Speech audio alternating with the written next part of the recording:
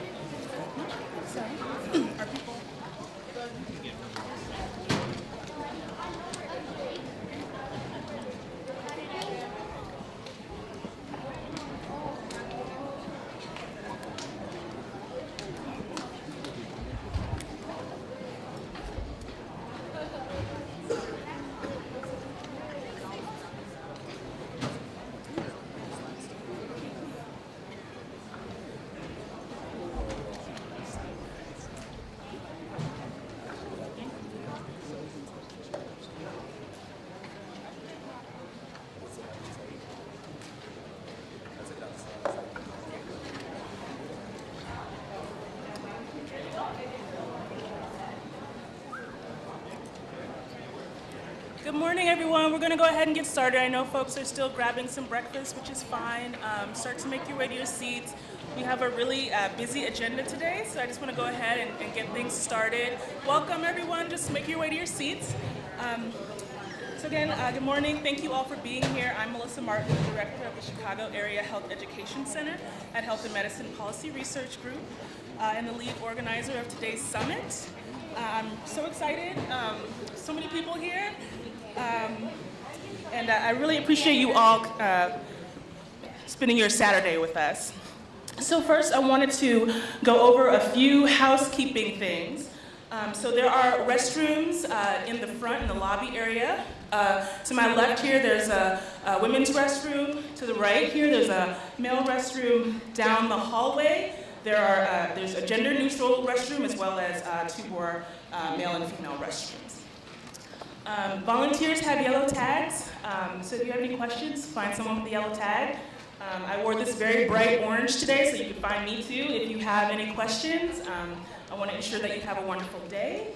I wouldn't be a good public health person if I didn't say, let's make sure that we wash our hands a lot today. Don't feel obligated to shake anybody's hand. We've been doing a lot of elbow bumps. If someone says, excuse me, I need to go wash my hands after shaking your hand, please don't be offended. Now is not the time. Public health experts say to wash your hands for at least 20 seconds. So you can sing happy birthday, you can sing Cardi B, you can sing whatever you want. Just make sure it's 20 seconds of washing your hands with soap and then drying them with paper towels. We have plenty of hand sanitizers and lots of little packs of antibacterial wipes. We've been wiping down the area, so everyone should feel safe. And if you're feeling sick, we just ask that you excuse yourself from today's event. All right, so I have to stop and say thank you to the folks that have helped us get to this day. First, I have to thank Rachel Blackland. She is the program coordinator for the Chicago Area Health Education Center, and she has done so much work over the past few days. I didn't make her, but she's wanted to do everything that she could to make today really great for all of you, so thank you, Rachel. It's warm up here, okay. And then I want to thank my planning committee members. I always say I have a lot of ideas. They're not always good, so I need other people to help me bring things to fruition. So I have to thank Sharonda Kimbrough, Cindy San Miguel, Karen Aguirre, and Vanetta McCrae, as well as my, I'm calling them honorary planning committee members, Dr. Stephen Martin and Leandra Del Sol. So thank you all so much. And of course, I have to thank sponsors that have helped us make today special for all of you. I want to thank the Otto Sprague Memorial Institute, the CPAS Foundation, the University of Illinois College of Medicine Urban Health Program, Meridian Health and WellCare, the Great Lakes Center for Occupational and Environmental Health, and Rush University Medical Center. An extra special thank you to Sharon Gates at Rush, who I'm sure almost everyone in here knows. She's so amazing. Paulina Guzman at the USC Hispanic Center of Excellence, Lou Malnati's Pizzeria, the International Museum of Surgical Science, and the Field Museum. They all have offered raffle prizes for our event today. And thank you to all of our wonderful volunteers and amazing speakers for lending your time and expertise. So I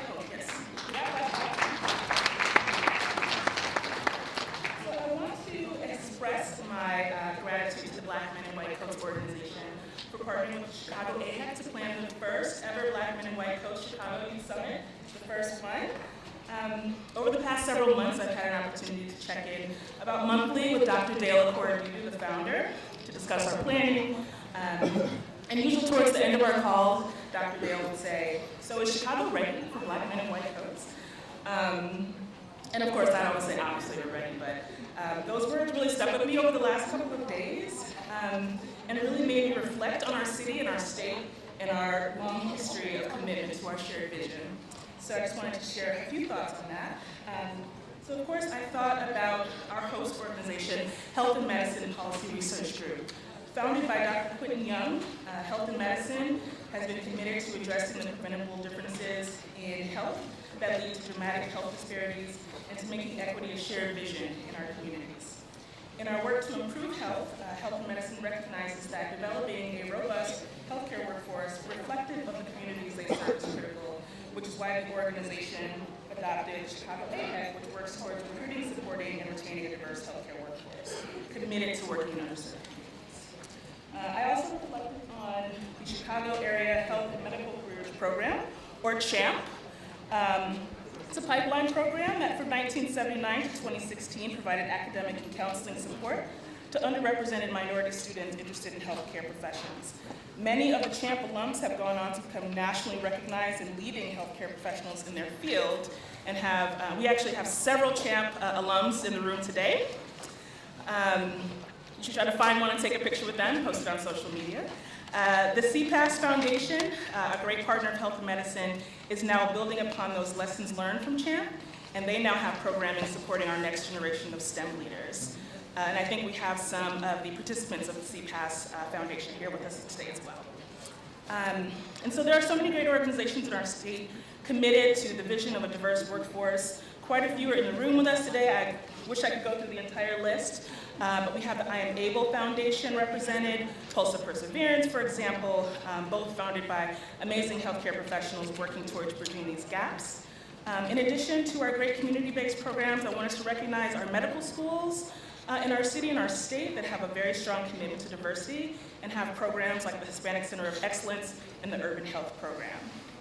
And then there are so many student-run programs out there. Many of the medical students that are here today offered support because they're so committed to supporting other students. I don't know how they have time, but they make time to support other students entering into the field. And then I look at all the young people in the room today who are really eager and excited and spending a Saturday with us. I never got up this early on Saturday at your age. So I hope that today's events helped you make connections, learn more about healthcare, and help you envision yourself as future healthcare leaders.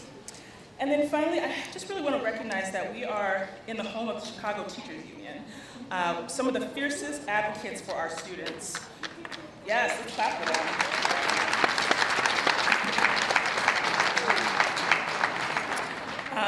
They absolutely fight, literally in the streets, to ensure that our students have every opportunity possible to be successful. So we could have had this event anywhere, but I'm so grateful that we're having it here. And so all this to say, yes, we are ready for Black Men in White Coats. We're absolutely ready to welcome you into our coalition of individuals and organizations that are absolutely committed to this work. So again, I want to thank Black Men in White Coats for giving us this opportunity to come together today and celebrate our shared vision, make connections, and share resources. And so with that, I want to welcome Dr. Daniel Okorodudu to come up and say a few words about Black Men in White Coats.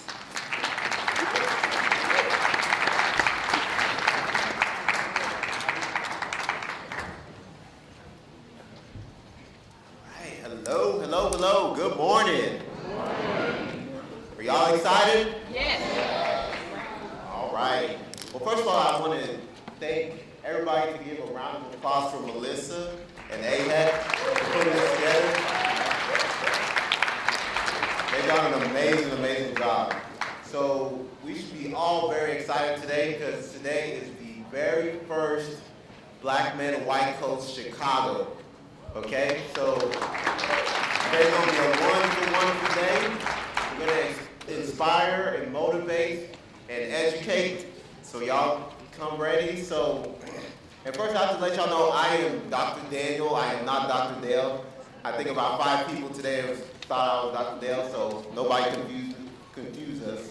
We are brothers. So today, there's 3 main things I want us to get today, okay? So 3 main quick things, okay?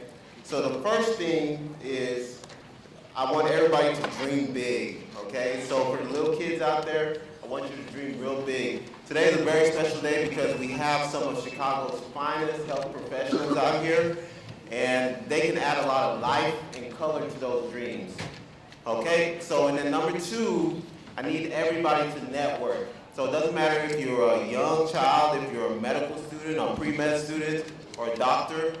We're here at a very special event because here a lot of us, we all understand. We understand one another. You have a room full of people who look like you, people who have shared experiences with you. So a lot of the questions that you have, a lot of them could be answered today. So make sure you network. And then the last thing, number 3, is I need everybody to make memories. So today I want you to take pictures, take as many pictures as you can, post them online. I want in 1 year, in 5 years, in 10 years, I want this to come up on your Facebook timeline to remind you of today, on how special today is, okay? And I want you to be very, very grateful for the people who brought you here today. So if your parents came, it means they really, really care about your future. So make sure you make the most of today, okay? And we're also doing a scavenger hunt today. I think that's in y'all's package. So make sure you take pictures and post those online, okay? All righty, so y'all ready to get today started? All right. So I think we have a video we're gonna show in a second, and then we'll move on. Welcome back. Our next guest is a doctor who helps people every day at his job, but he's going beyond that. He's made it his mission to help shape the next generation of medical professionals. My name is Dr. Dale Okorodudu. I'm the founder of Black Men in White Coats. I'm a pulmonary critical care physician practicing at the Dallas Virginia Medical Center. Houston native Dale Okorodudu always knew he wanted to be a doctor. I absolutely love what I do. There are very few jobs in the world where I think you kind of get most of what you want in one package. A 2012 report highlighted the decreasing number of black men in medicine hit home for Dale as he was noticing a lack of diversity among his fellow physicians. There are numbers as low as 2% of all physicians are African American males in medicine. If you don't have very many black males in medicine, for you to see, for you to emulate, for you to get mentorship from it becomes difficult. Dale wanted to change those statistics and started a mentorship program called Black Men in White Coats with the goal of helping the next generation of doctors. There's this belief that as a black man you can't go talk to a physician, and often that you can't go up and talk to a black male physician, but women in white coats is helping to shatter that belief.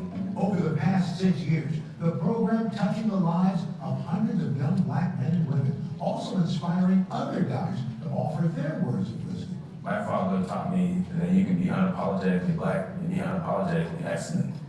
And so is the white coat. It's like a red cape. To be able to walk into a situation or walk into a room and people look towards you for answers, and for them to know that I'm on their side. For Dale, he says asking for help is the first step towards success. Nobody's self-made.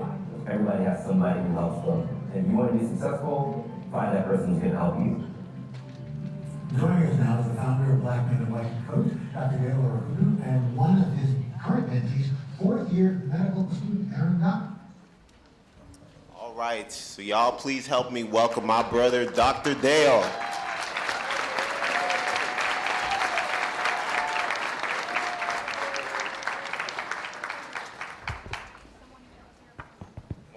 Morning. All right, I'm a walker, so I'm gonna be doing a lot of walking. So first of all, let's get up for Melissa. Can you guys hear me? Let's get up for Melissa. Melissa walking. Really loud. People don't realize how much work it takes to put something like this on. This isn't easy. She's been doing this for several months, and it's a lot of work, so I'm really happy to be here. We're here because I'm a little smart. All right, so we're gonna read some good stuff. Before I get going, let's rep some school. I'm gonna see where y'all coming from. Y'all shout them out. Where y'all coming from? What schools we got here?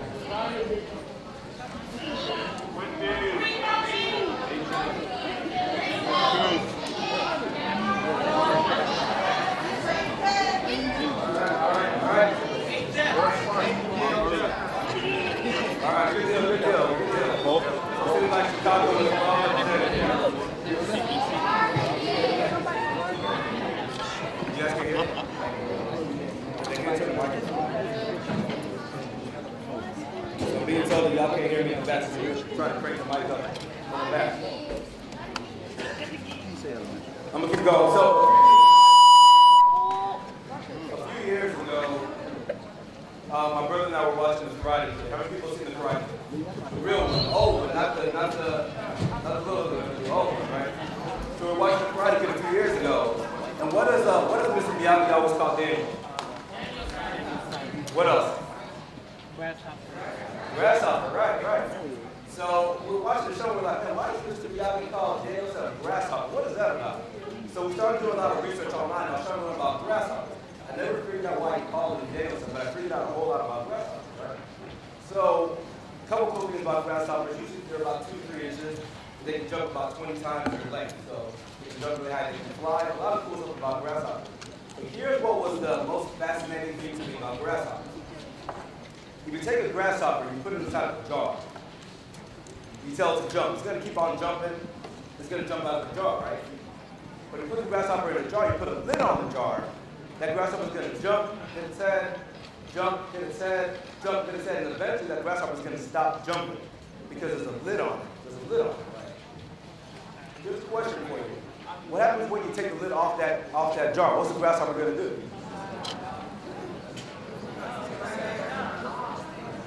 What's it going to do? My man right there. Say it again, real loud. It's going to stay. It's not going to jump. Right? Because you put this lid on top of the grasshopper. It's got this false lid, so it's trapped itself inside of this mental prison. It's not really there. But here's what's even crazier. What happens if you take a mommy grasshopper, daddy grasshopper, you put them in a jar, and they have a baby grasshopper? What's baby grasshopper going to do? It's going to stay in the jar, right? Because they've been put in this mindset as parents, and never saw his parents jumping, right? So now the grasshopper's trapped and it tells itself, well, mommy and daddy never jumped out of the jar. That must mean I can't jump out of the jar. It doesn't realize its own potential, its own capabilities. So everything we do, Black Men in White Coats, my man here, the Postal Perseverance, everything, all these organizations that we do for you guys, is to take that lid off of the jar, right? Let you guys know there's no lid on the jar. It's not real. You can jump as high as you want. So while you're here today at this summit, everything you're going to be doing good. We got all sorts of cool workshops planned for you guys. I'm going to give you guys some gold information right here in a second. While you're here, the whole time you should be thinking, I got to get this good off my job, this off my job. I can jump as high as I want. When you get to med school, things get a little bit more challenging, right? Studying, it's not quite as easy as it was in high school, it's not quite as easy as it was in college. In med school, you get a whole lot of information. People say when you're in high school, it's like drinking water out of a straw, right? It comes up nice and easy, you can drink the water right up, there's not very much resistance. Same thing in college, but when you get to med school, it's like drinking water out of what? Say it loud. Fire hydrant, right? Or a hose. Because when you're in med school, it's just so much information. There's still water. You're still drinking water, just like when you're drinking in high school or college, but there's just so much coming at you. Right? The volume is so high, and the pressure is so high. So you have to find a way to digest it. So in med school, what we're going to do is use things like acronyms and mnemonics, come up with these little tricks so we can learn, so we can study, and know everything we have to know for our test. And one of the things we do are acronyms. So I'm going to teach you guys an acronym today. It's called the GRIND, something that Dr. Dale and I made up a few years ago. And one day we just sat back after watching the Karate Kid and we said, you know, what is it that all the things we've done about being successful, like better, really successful we've had so far, all those things are like, how do we accomplish those? What were the steps we took to accomplish them? And it's this grind strategy. So to this day, with Black Men and White Coaches, the books I write, with everything I do, I use this grind strategy. I'm going to teach you guys right now so you can learn. So everybody, you got pen, you got pencil, you got cell phones, whatever you need, get them out, get ready to take some notes, or take pictures of the screen. I see the phones coming, take pictures of the screen, whatever you got to do. All right, so G stands for goals. All right, everybody say goals. Goals. G stands for goals, okay? I'm going to tell you guys 5 things about goals that you really need to know. 5 things about goals. The first one sounds silly, but it might be the most important. Number 1 is you have to have goals. You have to have goals. No matter how old you are in life, you have to have goals. You'll be surprised how many people I meet who have no goals. They don't know what they want to do about it. They wake up every day, they just let the wind, they go with the breeze and do whatever it is that they feel everybody else is doing in society, right? You have to have goals. You have to have your own goals. Here's the deal about not knowing what you want in life. Don't know what you want in life. Somebody else is going to come to you. They're going to tell you what you want in life. And when they tell you what you want in life, it might not be the best thing for you, right? It might be the best thing for them, but it's not always going to be the best thing for you when they tell you what your goals should be. So you got to have goals, okay? Second thing is you got to make the goals lofty. You got to make them lofty. So what do I mean by that? So we get, I don't know how many pre-meds we mentor across the country, right? We get tons and tons of people come to us in our organization for mentorships. And one of the biggest things that annoys me, people will come to me and say, hey, Dr. Dale, you know, I'm a pre-med in college, and I want to go to med school, and I've got a really good GPA goal this semester. I said, what's your GPA goal? Oh, my goal is 3.5. I said, well, why is your GPA goal 3.5? They're like, because, man, I think I can get a 3.5. And I say, a 3.5 GPA is a good GPA. That's fine. But why is that your goal, right? You're allowed to go for a 4.0. So why not go for that 4.0? Why not make your goal a 4.0 GPA? You might not get it, but you're allowed to go for it. That's like me going to a car dealership and they say, hey, Dr. Dale, you can have whatever car you want. We got the Maseratis, we got the Bentleys, we got the Range Rovers. Pick whatever car you want. And I said, I'm going to take the Kia. Y'all laughing. I drive the Kia. So y'all why drive the Kia? But that's what that's like, right? You can have whatever you want, and you're not reaching for the best, and you're reaching for something that you're allowed to have more. Shoot for the 4.0. You don't get it, maybe you get a 3.8, maybe you get a 3.7, but it's going to be higher than that 3.5 you were initially going to go for. You've got to have lofty goals. Third thing is you've got to write them down. You have to write down your goals. Easily, one of the things that have gotten me to whatever, any level of success in my life is writing down goals. Less than 3% of people in America write down goals. Who do you think are the most likely people to actually accomplish their goals? The people who write them down. You guys will meet Dr. Whitaker here in the he'll be here later on today.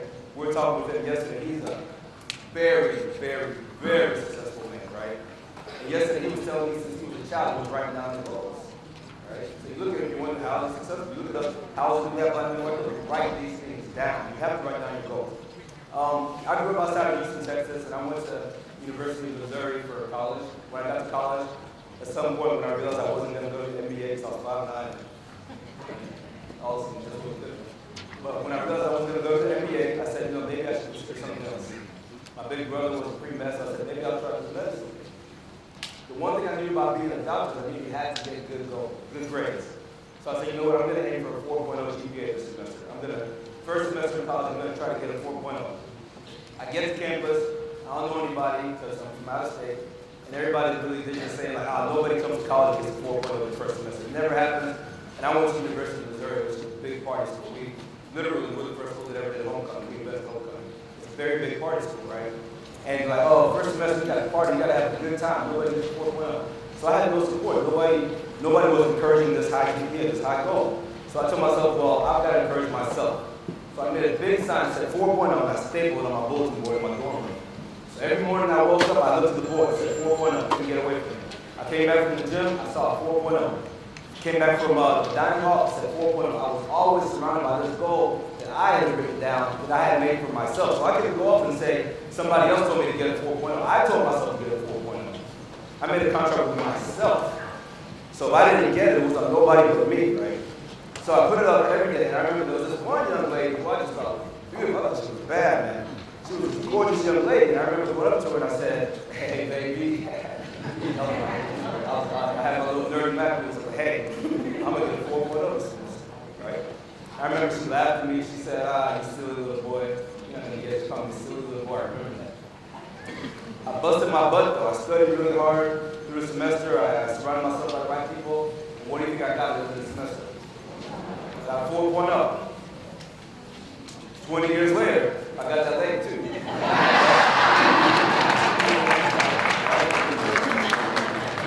So now we've got 3 kids, that's my wife, and 4.0. So to all my young fellas out here, young men out here, if y'all want to get your girl, get 4.0.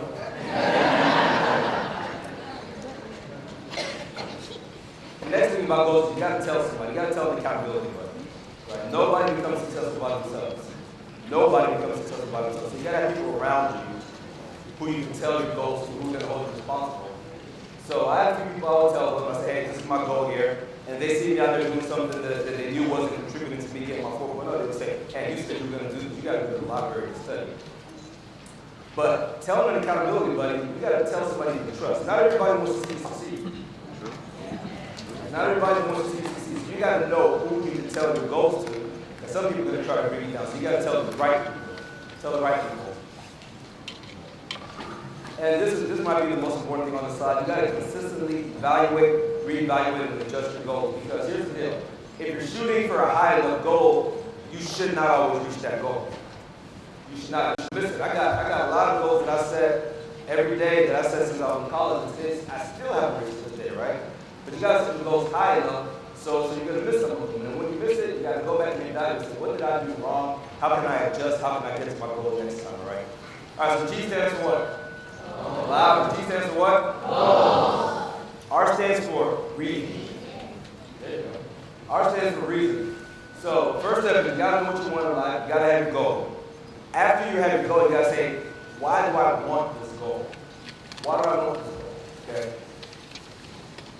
Med school, a lot of things, I'm going to talk about med school because I'm here because I want those of you who want to be outside, I want you guys to become doctors, okay? Med school is hard. Residency is hard. The whole journey to becoming a doctor is difficult. So if you don't have a strong enough why, those late nights when you're in the hospital and you're taking care of patients, people are dying, and you're like, what's going on here? You're going to want to quit. I remember being on call when I was a resident in my late 20s something and just thinking like, man, why am I doing this? Because it gets tough. It's hard. You don't want to quit. So if you can't remember to go back to your why and say, well, why did I want to do this to begin with? Why did I start off doing this? If you don't have a strong enough why, you don't want to quit. So you got to have it. You have to have that why. All right. So I'm doing it for the patients back in Chicago who I want to go back to take care of. I'm doing it because my granddad was sick. And I remember how bad it felt when he was sick. Right. You got to have a why for anything you do in life. How many people need to believe in you for you to be successful? That's you. Y'all good. Just about everybody said. What? Who's that one? You. Exactly. Something else that we deal with a lot of people will come up to me, they'll say, hey, Dr. Jennings, I want to be a doctor, but I just know if I can do it. You think I can do it? And I just say, like, why are you asking me that question? I don't know. Do you think you can do it? Right? That's the question. Do you think you can do it? And of course, I'm always going to encourage and say, yeah, I think you can do it. But it always comes back to what I think has nothing to do with your performance. Anything you're going to go after in life, you have to believe that you can accomplish it. Right? You got to believe in yourself before you go after a good time. You got to believe in yourself. Third thing is you got to have resolve. You've got to have resolve. And when I say resolve, I mean commitment, full-on commitment. So, I mean, you draw a line in the sand, you cross that line and say, I'm going for my goal, I'm not going back. You get on the ships, you drive the ship to the island, and you burn the boats behind you, okay? That's the type of resolve and commitment you have to have for anything. You see, far too many people over here playing hopscotch saying, oh, should I jump in, should I jump in, should I jump in? If you say you're going to go for a goal, you're going to write it down, go for it. That's it, period. Go for that goal, right? If you have to adjust and move back out, that's fine, but go for that goal. I love this picture here. So the top line here, you got my guy out here. He says, you know what? I heard there's a lot of gold in his mind. I'm going to go and I'm going to get that gold. So he's got a little chisel, after we call it, and he's holding. Boom, he's sitting, he's feeling good. He just got started. He's feeling good. So boom, boom, yeah, I'm going to get this gold. I'm going to get paid. He's feeling good. Go down to the next line, and I'm getting a little bit tired, but I'm still going for it. Boom, boom. I'm tired. That feedback, I don't know if we can get somebody to cut that feedback down there.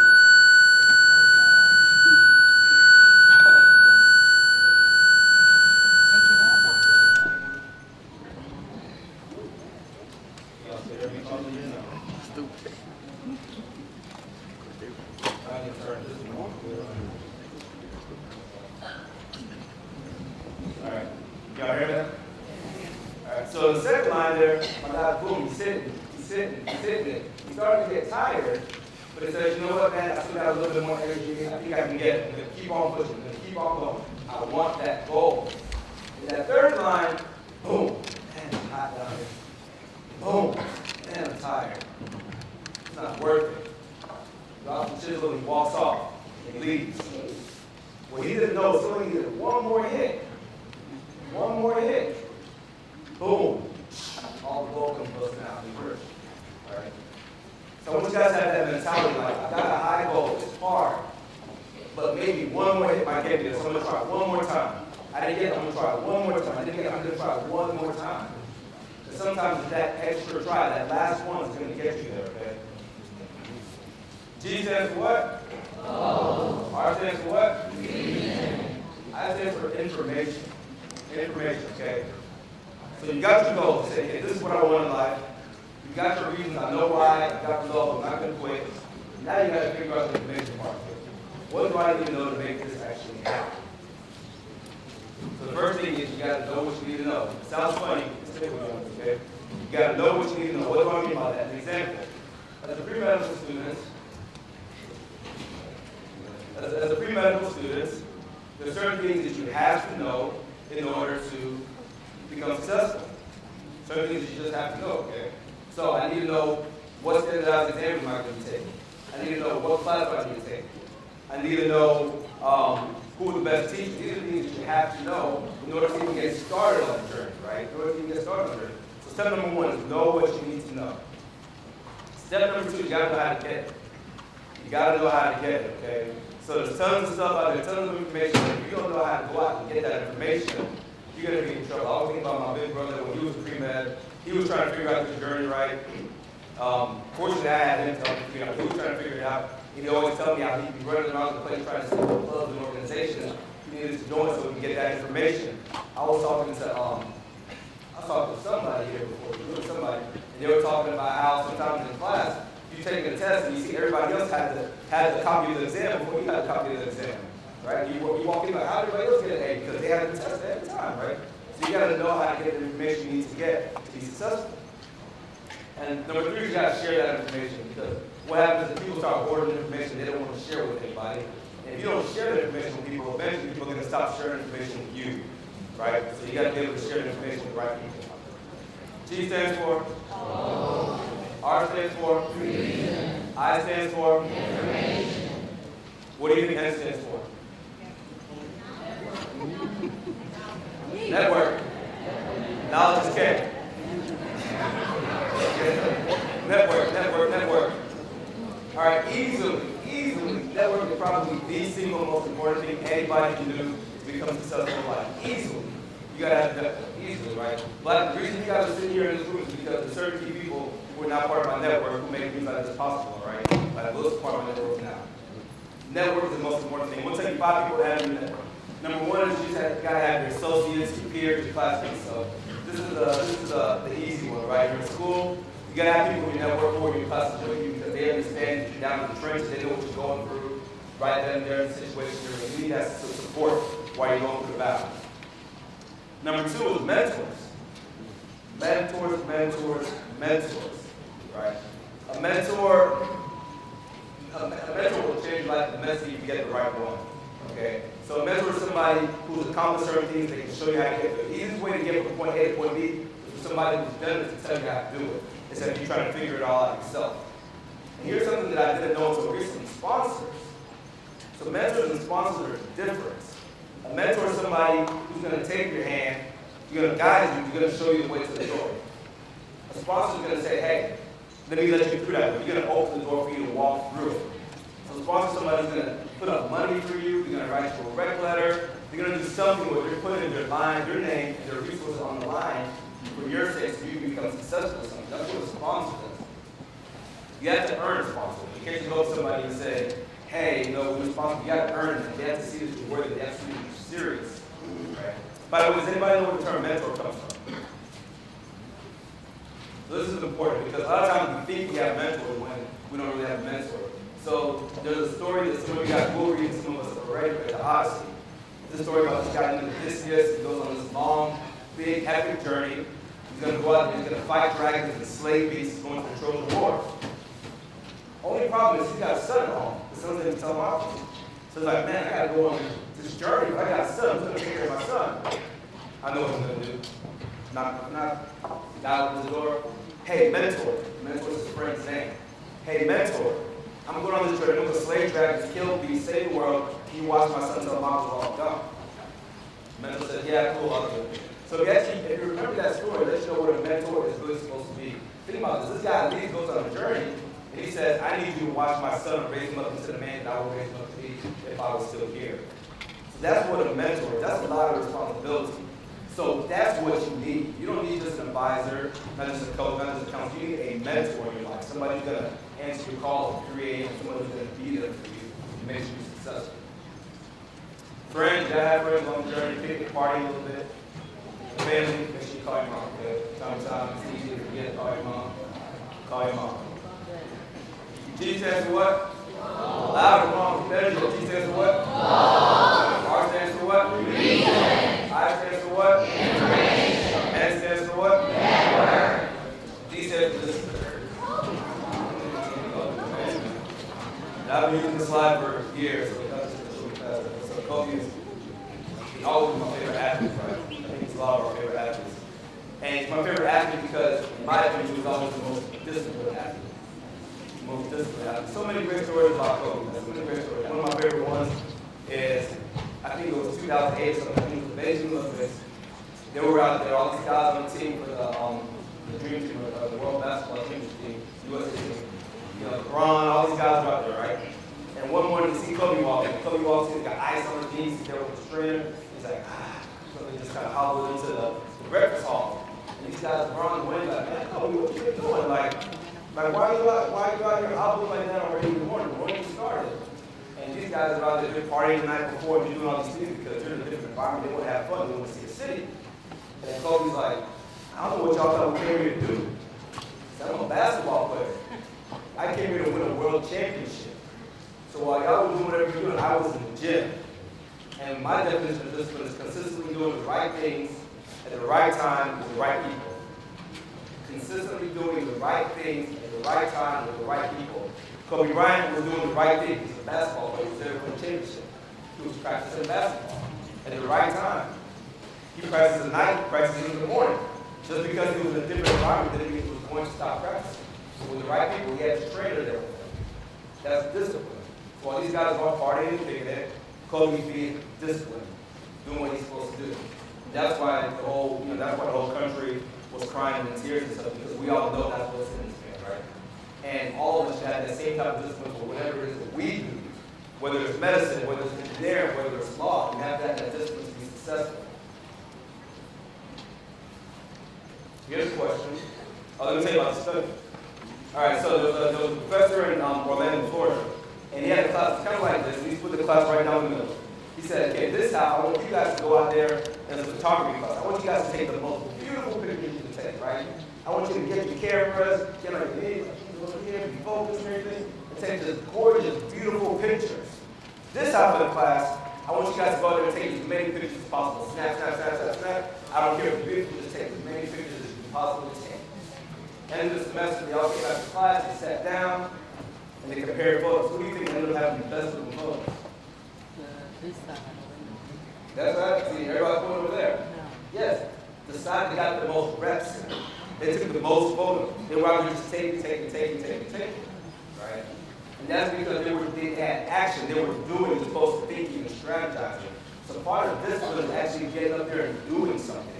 Not just sitting all day thinking about it. Getting up there and actually doing something, making something happen. Right? So you got to do that. There's a great book by a guy.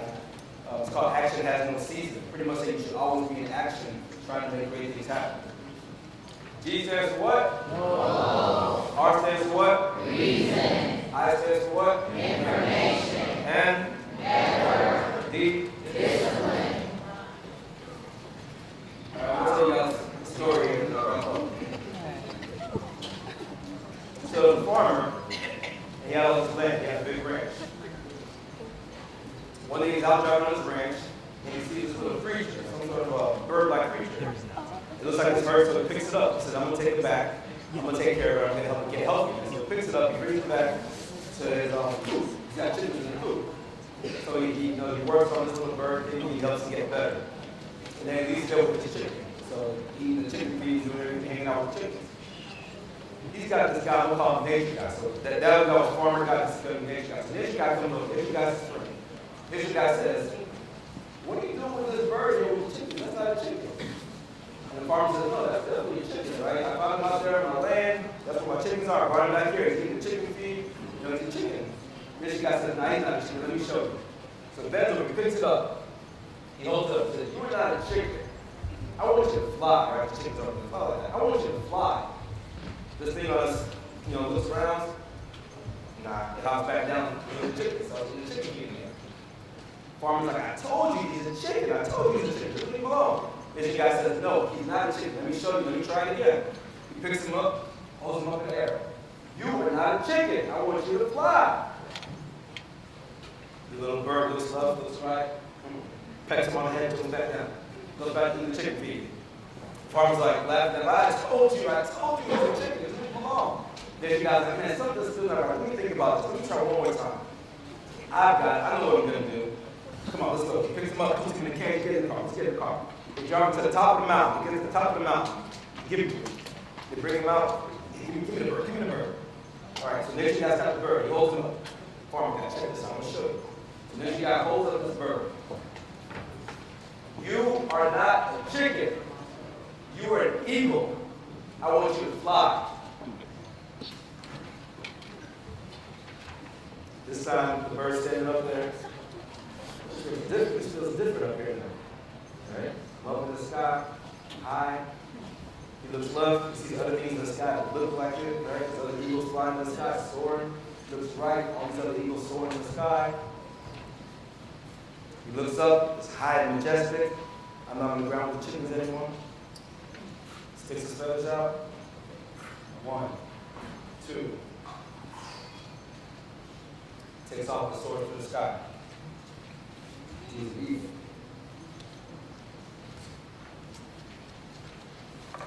All the kids, while you guys are here today, I want you guys to remember that you guys are equals. Right? When you're in the right environment, up high, like this, right? You guys are really elevated. You guys are in a very high environment right now, okay? You guys don't realize it, but you're sitting in a room with some people who can make moves happen, okay? Right? Your parents brought you here, people who care about you. When you're in a high environment, when you're with people who are like you, people who think like you, people who care like you, people who are passionate like you. That's when you're an eagle, okay? Throughout your education, when you go to college, high school, wherever you go to, people are going to try to pull you down. It's that chicken coop. Don't go. Stay in the right environment. Be an eagle. I appreciate you guys being here today.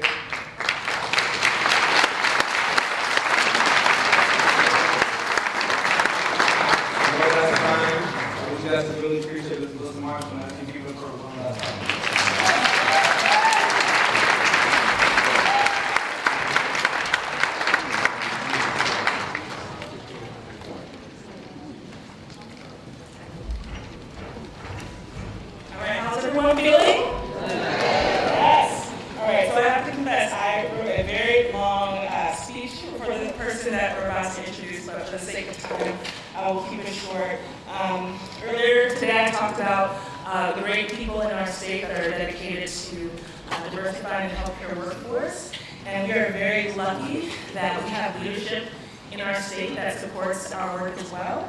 I am so honored to have him here today to say a few words. He is a champion of youth development and has shown a deep, strong commitment to developing our healthcare workforce. So everyone, please join me in welcoming U.S. Senator Dick Durbin.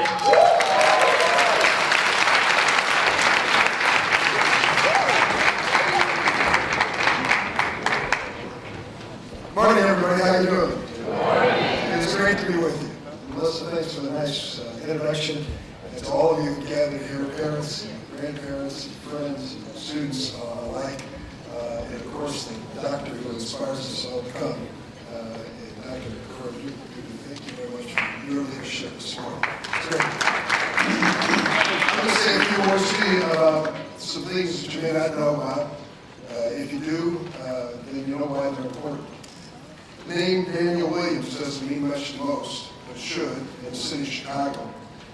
Daniel Williams was born in Pennsylvania in 1856, before the Civil War. His father died when he was 9 years old, and his mother moved his family here to Illinois. Illinois was a much different looking state in those days. Graduated from what's now Northwestern University Medical School, and then opened a private practice on the south side of Chicago. Dr. Williams wasn't allowed to practice in any of the major hospitals in Chicago because he was African American. That's the way it was in America, not just Chicago. That's the way it was across the country. So what did he do? In 1891, Dr. Daniel Williams opened his own hospital in Chicago, Provident Hospital. It was the first hospital in America with both black and white doctors and black and white patients. Provident also operated a school for nurses. In 1893, Dr. Williams made history again. He became the first doctor in America to perform a successful open heart surgery.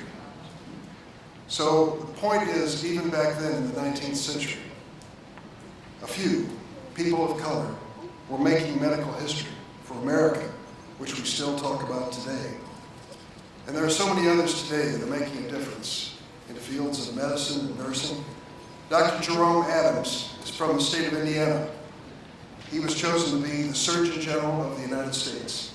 He is a key part of the team that is stopping the spread of coronavirus in America. I'm impressed with him. I think you should be too. Lauren Underwood, my colleague in Congress. Lauren Underwood, Congresswoman, is the only nurse currently serving in Congress. She worked under the Obama administration in public health. She's right where we need her as we deal with the threat of a pandemic. African-American woman who's made a name for herself and continues to this day. A young woman from Los Angeles named Lash Nolan just became the first African-American woman elected class president of Harvard Medical School. How about that? We don't hear these stories often enough, do we? And we've got to make sure we do. We have a coming shortage when it comes to doctors and medical professionals. I'm sure the doctor knows that. With just a lot of numbers that I could give you, but I won't. The United States, by 2032, not that far off, is going to see a shortage of 122,000 physicians. We need them, and we need them badly. And we have a dramatic shortage when it comes to people of color. A few more numbers. African Americans make up 13% of the U.S. population, 4% of U.S. doctors. Latinos, 18% of the U.S. population, 6% of doctors. There clearly is a need here, and there's an opportunity. And does it make a difference if you have a doctor of color? Well, Stanford University did an interesting test. They took some African American men and sent them to two sets of doctors. One set all white, one set black. And they asked them to give them kind of a physical and recommendations on their health. And when it was all over, the patients came back and said, well, those are all good doctors, every darn one of them.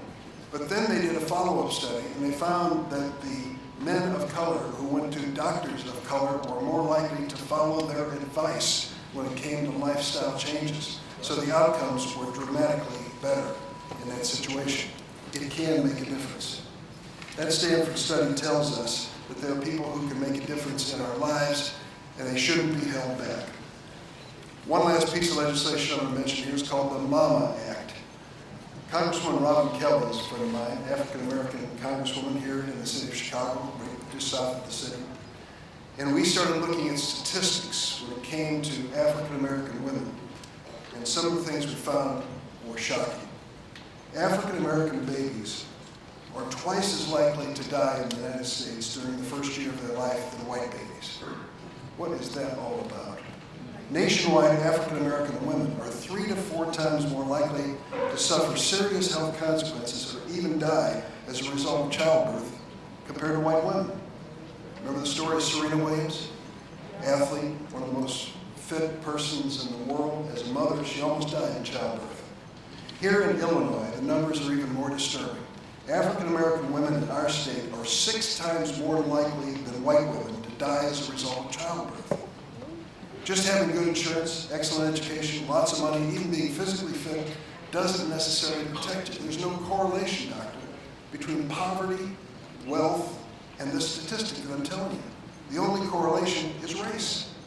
What's going on here? Well, it turns out that African-American mothers, many of whom are protected by Medicaid, don't have follow-up child care under Medicaid for a long enough period of time.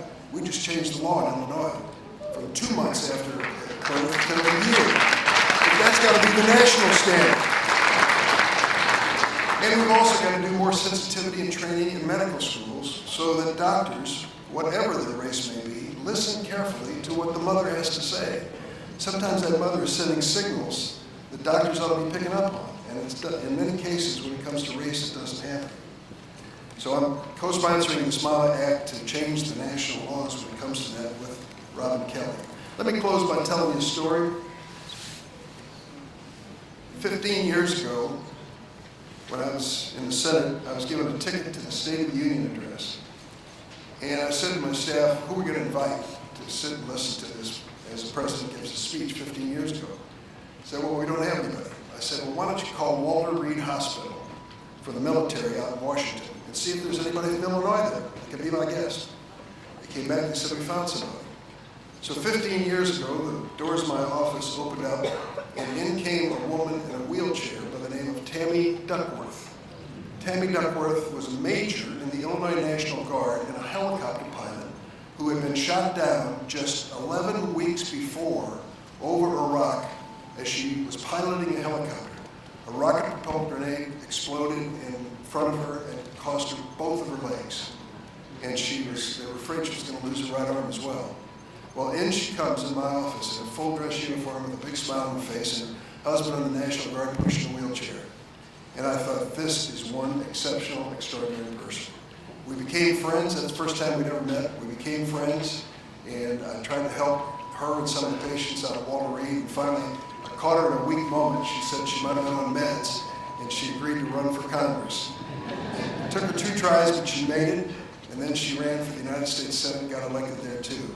That's the kind of determination that we want to see in people. And I think the doctor was mentioning that earlier when he talked about what it takes to succeed. But I had a recent guest that I want to tell you a little bit about too. And this was the State of the Union just a few weeks ago. I met this young man when I was going on the west side of Chicago to Westinghouse College Prep High School. Some of you know where that is. And I'd gone there because we have this, what we call the HEAL initiative, where we have 10 major hospitals in Chicago all working together to try to help the neighborhoods around the hospitals. And they're doing good work. So they wanted to show me out here at Westinghouse how Northwestern University Medical School has set up an internship program for high school students. And these high school students are making rounds with doctors and learning what it's all about, and seeing things that other students will never see. Well, there was a young man there who was in his senior year at Westinghouse Prep who also happened to be the captain of the football and wrestling teams. He wants to be a doctor, and he was part of this program so that he can give back to his community. He received scholarship offers and was recruited to play football by more than a dozen universities, including many Ivy League schools. I'm proud to tell you he chose my alma mater, Georgetown University in Washington, where he'll start next year. He intends to be the first person in his family to graduate from college. He was my guest this year, and he is going to be a doctor someday. I want you to meet him because he's here today with us. And when you meet him, you'll realize that he's not only looks like a football player, he's a very smart fellow. And he just got a great grade in his AP Calculus class. DeAndre Wilborn, will you stand up, DeAndre?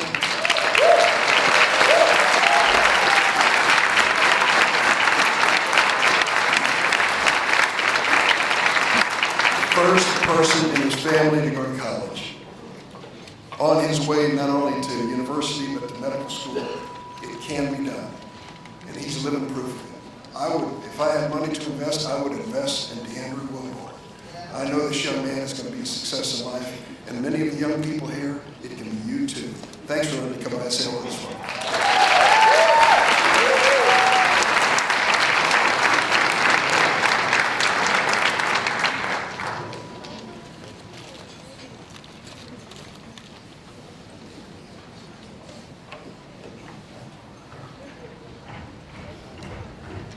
Hi, so go ahead and give him another hand.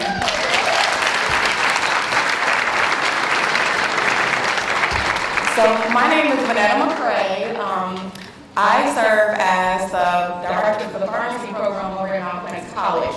We have President Sanders over here, President Sanders. So I'm here to just kind of transition you guys to your breakout session. You guys ready to go to your breakout sessions? Okay. I'm also over the Black Student Union over at Malcolm X College too. So, if you received a blue sticker, so go ahead and look at your sticker on your name tags. If you have a blue sticker or you're in elementary school or middle school, go ahead and stand up.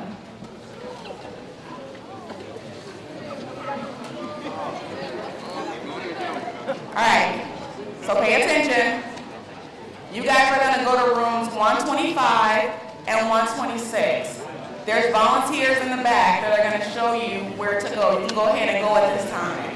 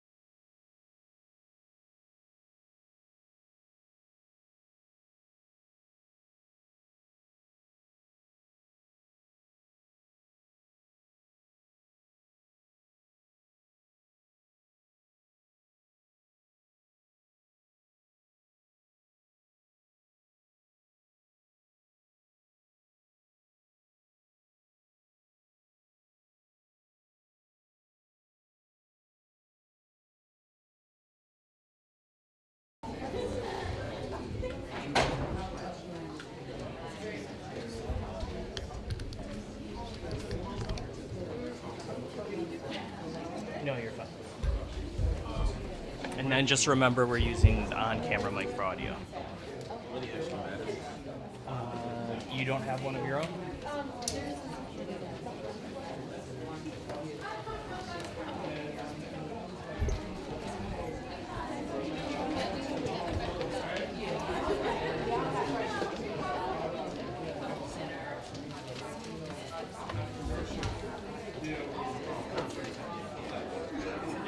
Justin, if you can come closer to...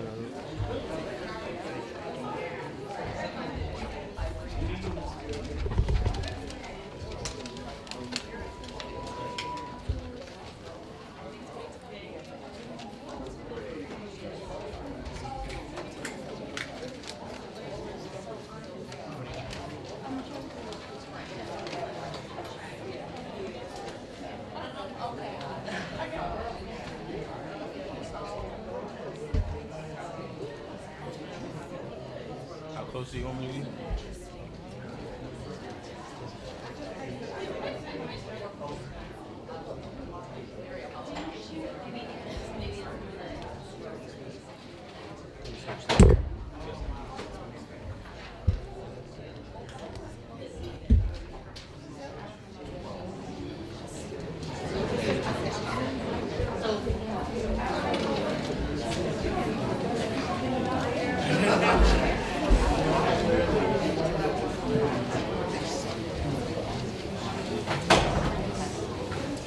Just have to get kind of like a shot like that, but it's not too bad. Just make sure everyone is up.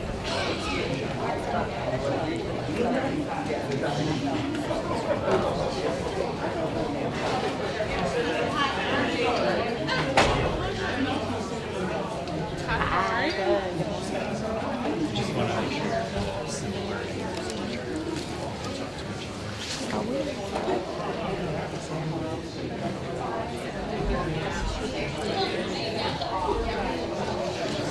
the best you can to get it shot.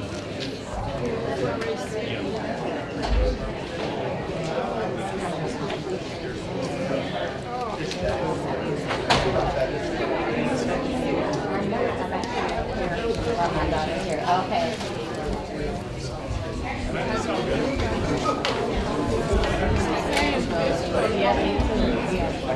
Yeah,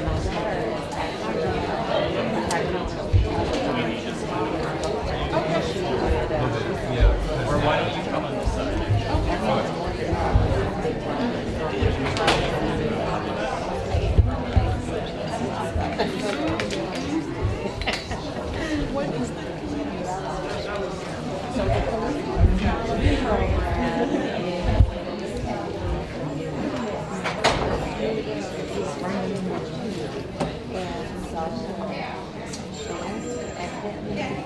We're just going to go check out the sleeper cables.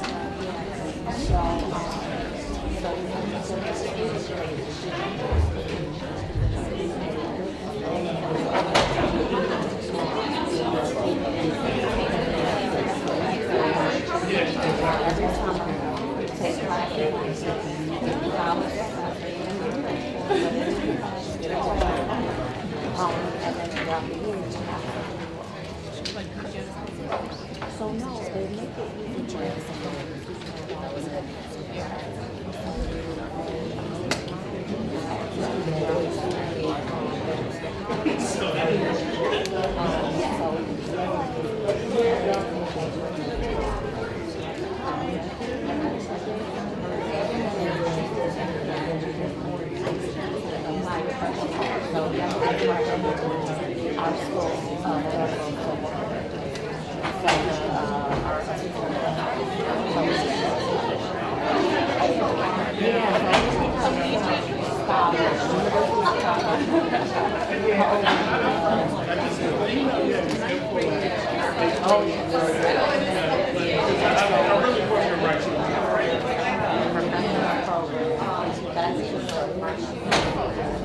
Good morning. So we're approaching 10 minutes after the hour, and we only have from 10 to 10:45, so let's get started. I know there were a couple of panelists that I said hello out in the audience, so I know they're here. First of all, as I said, good morning, everyone. Good morning. My name is Dr. Eric Whitaker. I am trained as an internal medicine and public health doctor, preventive medicine. I'm a black man who used to wear a white coat. I haven't touched a patient since 2003, when I became the state health commissioner of Illinois. And so we're going to have our panelists really look at the topic of how to raise a doctor. And I'm going to challenge you all to ask, can you raise a doctor? Can you raise a doctor? Can you raise a black male doctor? Can you do that? Yeah. Yes. My mama would say yes. Although she would say she had limited success because I have two other brothers, an older brother and a younger brother, and my mother was a nurse, and probably the smartest woman I've ever met in my life, smartest person I met in my life. But at the time that she was coming up, it wasn't the time that she felt like she could become a doctor, and she became a nurse. And she said that she would whisper into the ears of all of her three sons that you will be a doctor one day. And my older brother would tell you I was the only one that listened. So 1 out of 3 is not bad, I guess, right? But we have a wealth of talent on this panel. I know that we have 2 panelists that should be coming because I said I loaded them out in the audience. And so, first of all, I'm going to ask folks to introduce themselves that are on the panel. And then I'll pose a couple questions to get the conversation started. But I really want to get to your questions so that you can get some of the benefit of the experiences here. David Sanders has to leave early to attend a funeral service, and so we're going to try. If you have questions for him and Malcolm X in particular, let's get those. We'll get you started first, so we can get your experience and let's get this party started. Is that okay? Yes. Okay. If you could introduce yourself briefly, and then I'll pose a question to get started. I'm going to do that. Typically, I would not. My mama would give me a good spanking, and not allowing the ladies to go first. But I am Dave Sanders, the president of Malcolm X College. I've been president there for 5 years.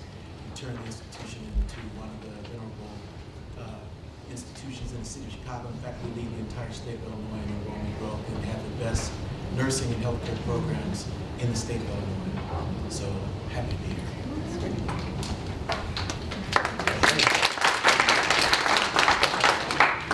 And good morning, all. I'm Dr. Lamenta Sweetie Conway. I'm the founder and executive director of I Am Able Foundation, which is a nonprofit organization in the city of Chicago that's raising our next generation of healthcare heroes. We start with young people in a pipeline program that begins in 9th grade and follows these students prospectively all the way through post-bac years and until they put on their short white coats, and then one day they're long white coats. Wow. So I think what makes our organization extremely unique is that we are a mentoring community. We are actually a community of, I call them Chicago's top docs, so young, motivated physicians who actually care about our issues and in terms of our underrepresentation in medicine. Got a lot of 30-somethings and a lot of 40-something-year-old doctors and a few older ones who actually are partnered one-to-one with each one of our students. And on top of that, in addition to the physician mentoring, we have a very well-established curriculum where what we call our Saturday morning professor series, and we work out of Northwestern. Our kids are actually learning an extreme amount of preclinical sciences early on. By the end of the year, our students are able to conduct a complete history. We have an OSCE, if you haven't heard of that word, it's called an Observed Structured Clinical Exam. So when you are in medical school, you have to complete an OSCE. Well, we have an OSCE, but it is a scaled down version because our students haven't finished pathophysiology and pharmacology yet because they're only in high school. But we do have an OSCE at the end, and when our students move out of that curriculum, they move into advanced curriculums, where they're actually able to, we have some kids who are actually reading EKGs and echoes because of the cardiologists that are working with us out of Northwestern and other places as well. Some kids in our advanced tracks are also doing endoscopies, not on live patients, but they are actually literally in the endoscopy lab using and handling endoscopy equipment. Why is this so important? Because we have to get rid of imposter syndrome. Our young minority students of color have to see themselves with the endoscopy scope in their hand so that they can actually visualize themselves that way. Throughout the year, we have this amazing mentoring community where our students are kind of all together hanging out with the doctors. We have mentoring events in my home, other doctors' homes. So doctors, parents, students are all hanging out. So that's what I do in my in the foundation. But in other parts of my professional world, I am the Deputy Chief of Medicine for the Illinois Department of Corrections in the Office of Health Service. So we are trying to turn around the health care for over 40,000 offenders who are mostly men and women of color. So that is what I do when I'm not doing I Am Able Foundation. And everybody calls me Dr. Sweetie, and I'm happy to be here.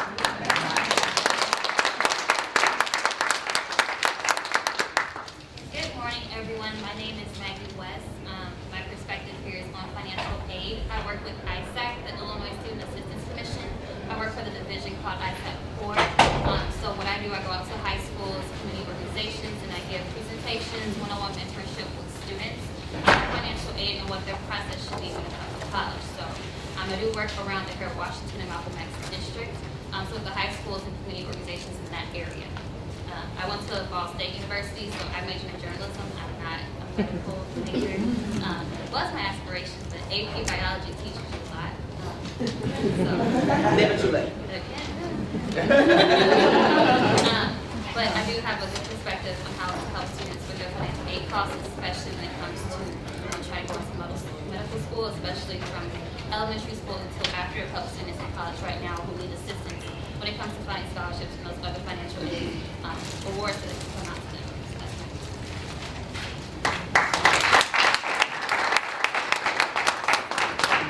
And when our other two panelists come, they're married and lost together. So when they get here, we'll have them introduce themselves. So I want to return to that question. It's not rhetorical. Can we raise a black male doctor? Can we do that? Is that impossible? Dr. Sanders? Absolutely. President Sanders, right? Yeah. Yes. Absolutely. I think, Malcolm X College is an open access institution, and so we take whoever walks in the door. And what we find so often is that the young men and women that come in do not have a foundation to be successful, not because they don't have that aptitude, but because they don't have the confidence in themselves. The environments that they have come from have somehow taken away every element of strength and courage that they have, ability, they have question. And our job, bigger than teaching them the curriculum, is getting them back to being a person with confidence, realizing their opportunities. So one of the things that we focus on is ensuring that you understand where you come from. Black people came from kings and queens, but they don't teach that in school because they don't want you to know who you really are. When you understand who you really are, then you're able to ascend to where you belong because you came out of the palace, but you don't know it. Because every system that's in place in the United States is set to remove that from your conscious, from your psyche, so that you don't ascribe to where you really belong. And that's what we have to get rid of, and that's what we do there. So the part of the job that parents have to do, and this is something we do, my wife and I do at our home, is we have to set standards and expectations for our children. And those standards and expectations, the doctor was right on the money, have to be beyond what they see, hear, feel, or think. Because they can do anything. I don't think there's one child that can't do something incredible if we set that as the expectation. Doesn't mean they're not going to make mistakes. When the Bible says train up a child in the way he should go, and when he's old not depart from it, it didn't say they weren't going to make no mistakes. Right. All of us have made some mistakes, but you are able to learn from those mistakes. And I will tell you that when I make my mistakes, I realized that there were some things I couldn't do because of what my mama taught me. And I could hear her voice saying, boy, you better not go down that track right there. And so, yeah, I made some mistakes, but I didn't go that far. If you keep on teaching them and training them and helping them to understand who they are and the environment they need to operate in, they're going to respond to that. Because believe it or not, they heard you. They just don't believe it right now. But it's coming. And you have to stay on that track of success. My mama I knew I was going to be great. I didn't know what it was. And I didn't believe I was going to be the president. I never ascended in my mind to the office of the presidency. I never even made attempts to get in that direction. The only thing that I did, which was real important, I'm going to let it go, is I never turned down a challenge. My mama said, don't ever accept defeat. Never say I can't. Never say that that's impossible, because nothing is impossible if you believe. And so I began, anytime they would ask me to do something, I said, okay, well, can you do this? No, I couldn't. I knew I couldn't do it, but I said, yeah, I can do it. And I would go and read the manual and figure it out, and I said, oh, okay, I can do that. And they said, oh, you can do that? Well, okay, you can do this over here. No, you can do this over there. And after a while, people began to ask me, in my life, there's only one time that I've ever pursued a promotion. Every other time, including the presidency, they came to me. So when you present yourself as I'm capable of doing anything, you don't even have to make room for yourself. Your gift will make room for you.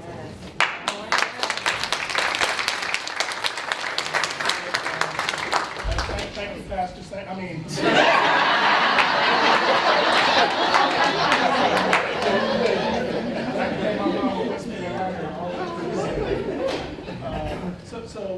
The Ahmadis are just trying to, so what I asked the other panelists to do is to introduce themselves.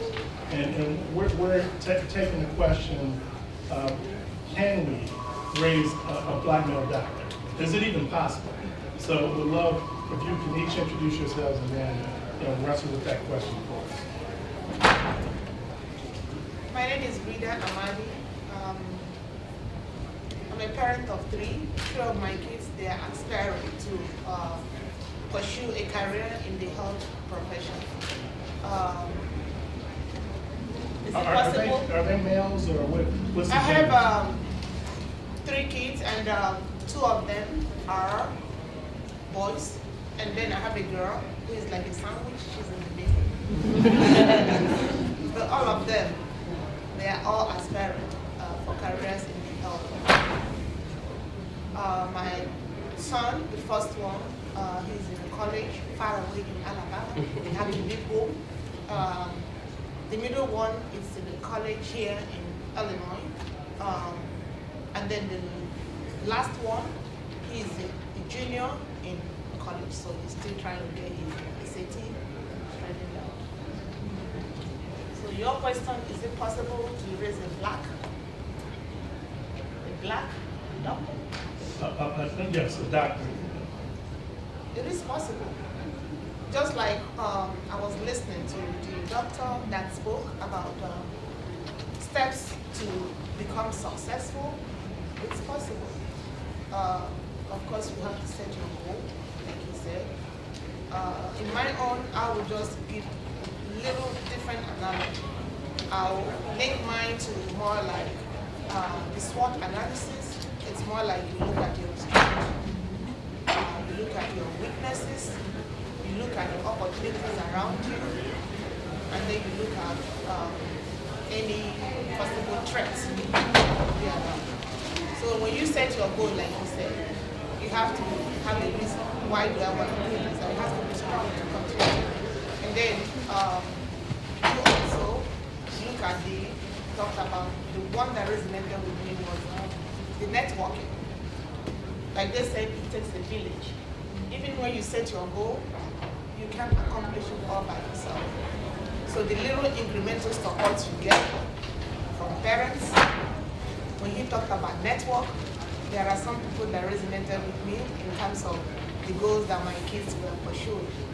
I have one that is right next to me, right here. We happen to sit together.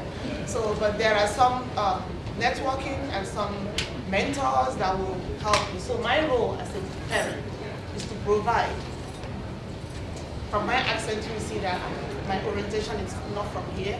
So even when I want to teach my kids, I'm not able to do it because when you talk about mathematics, it's a little different. I can't do that, and I don't have skill in science. I'm more or less like an art student. So there's little support I can give them in terms of their knowledge base, but mine is like more or less like emotional support. I'm there at every step of the way, providing that support, providing that little push, and you can't push too much. You just like remind them, prompt them, and then continue to be there. Let them know that you're there whenever they need you. That is support that I could offer. So it is possible to raise Black with the support of the parents and the entire community.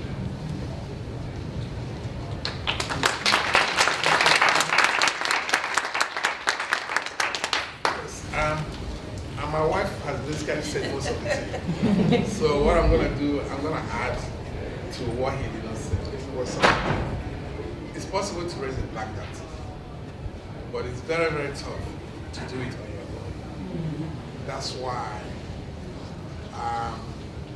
why we're blessed when we run into Amebu, Mr. Conway. So, and what we do as parents is we give our kids the best advice. Instead of working double job, double shift, we reduce our hours. Like we're supposed to be at work today, both of us. But we have to sacrifice in order to do that. We attend, we support them. Everything, for you to reach your utmost goal, you have to be able to sacrifice. Without sacrificing, there's no way you can make it because there's only 24 hours. There's enough you can do. So, and our kids from kindergarten, three of our kids, we prepare them on a 6-day schedule. So they are used to Saturday is a schedule. So during Saturday, they go to different kinds of programs. That Saturday is going to keep them away from bad people, keep them away from video games, keep them away from TV. There's nothing you can get from TV, there's nothing you can get from video games. Yeah. So the more you keep them away from those two things, the better they're spending their time right. And that's what they're going to use for interviews. So anybody can become anything. That's what I told my kids. You know? And anybody can become anything. You got to be yourself. Don't live the life people set for you or assume this is who you're going to be. You are the one that is pilot of your own self.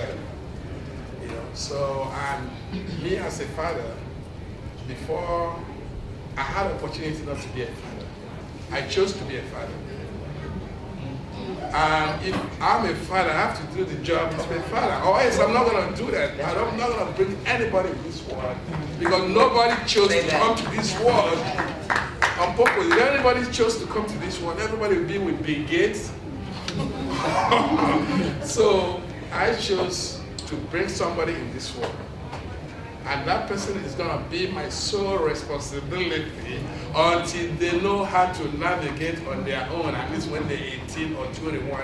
And it's my job to put them to the right. Right now, I put them, all of them on a 6-day program every day. And the same opportunity I gave one, the same I gave two, the same I gave two. Thank you. I mentioned President Sanders has to leave, but I want to have a break in action, and if you have questions for President Sanders as he goes out the door about Malcolm X or any of the things that he said so far. Any questions about Malcolm X? Oh, yes.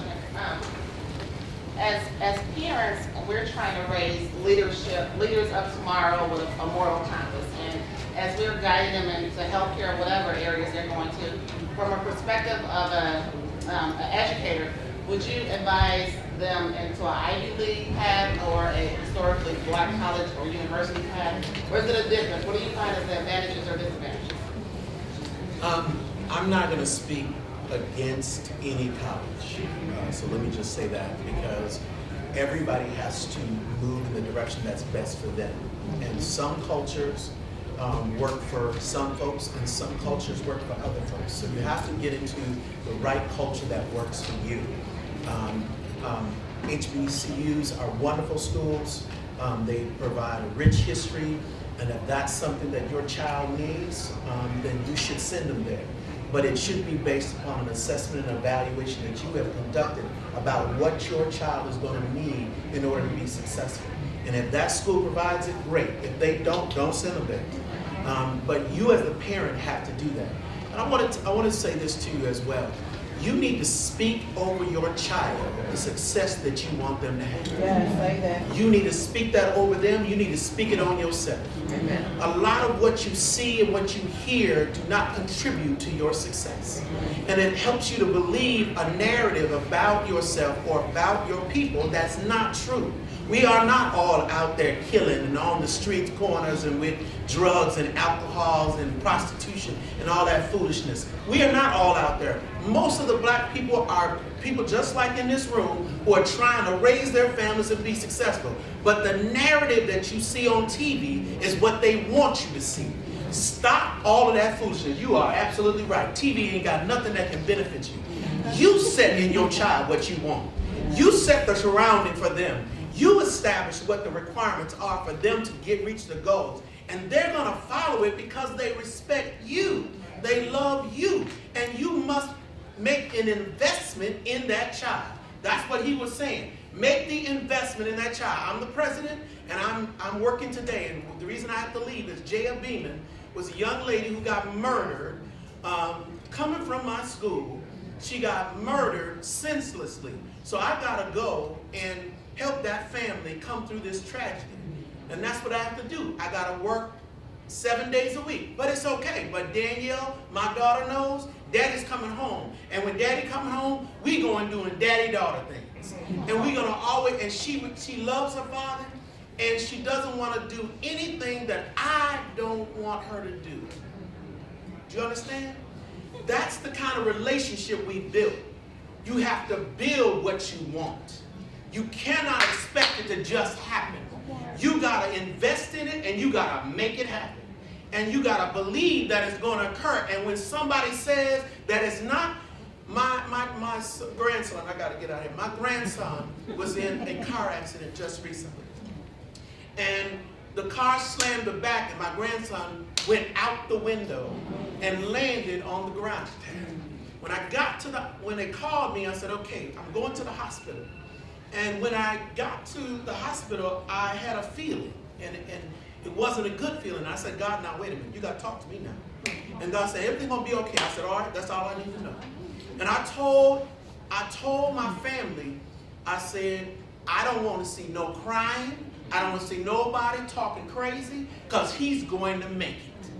Now, what I didn't know, where that feeling was coming from, what I didn't know is when my grandson had got there, the doctor had declared he's not going to make it. But I told everybody he is going to make it, because I talked to the person who knows everything. And when he says it's going to happen, it's going to happen.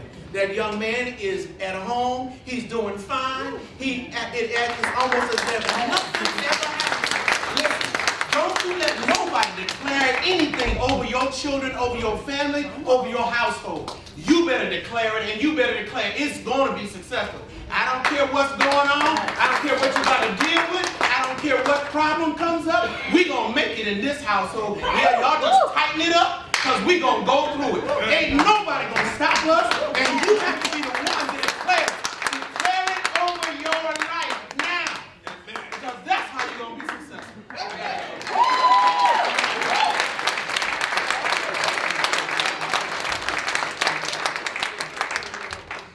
This is where one drops the mic.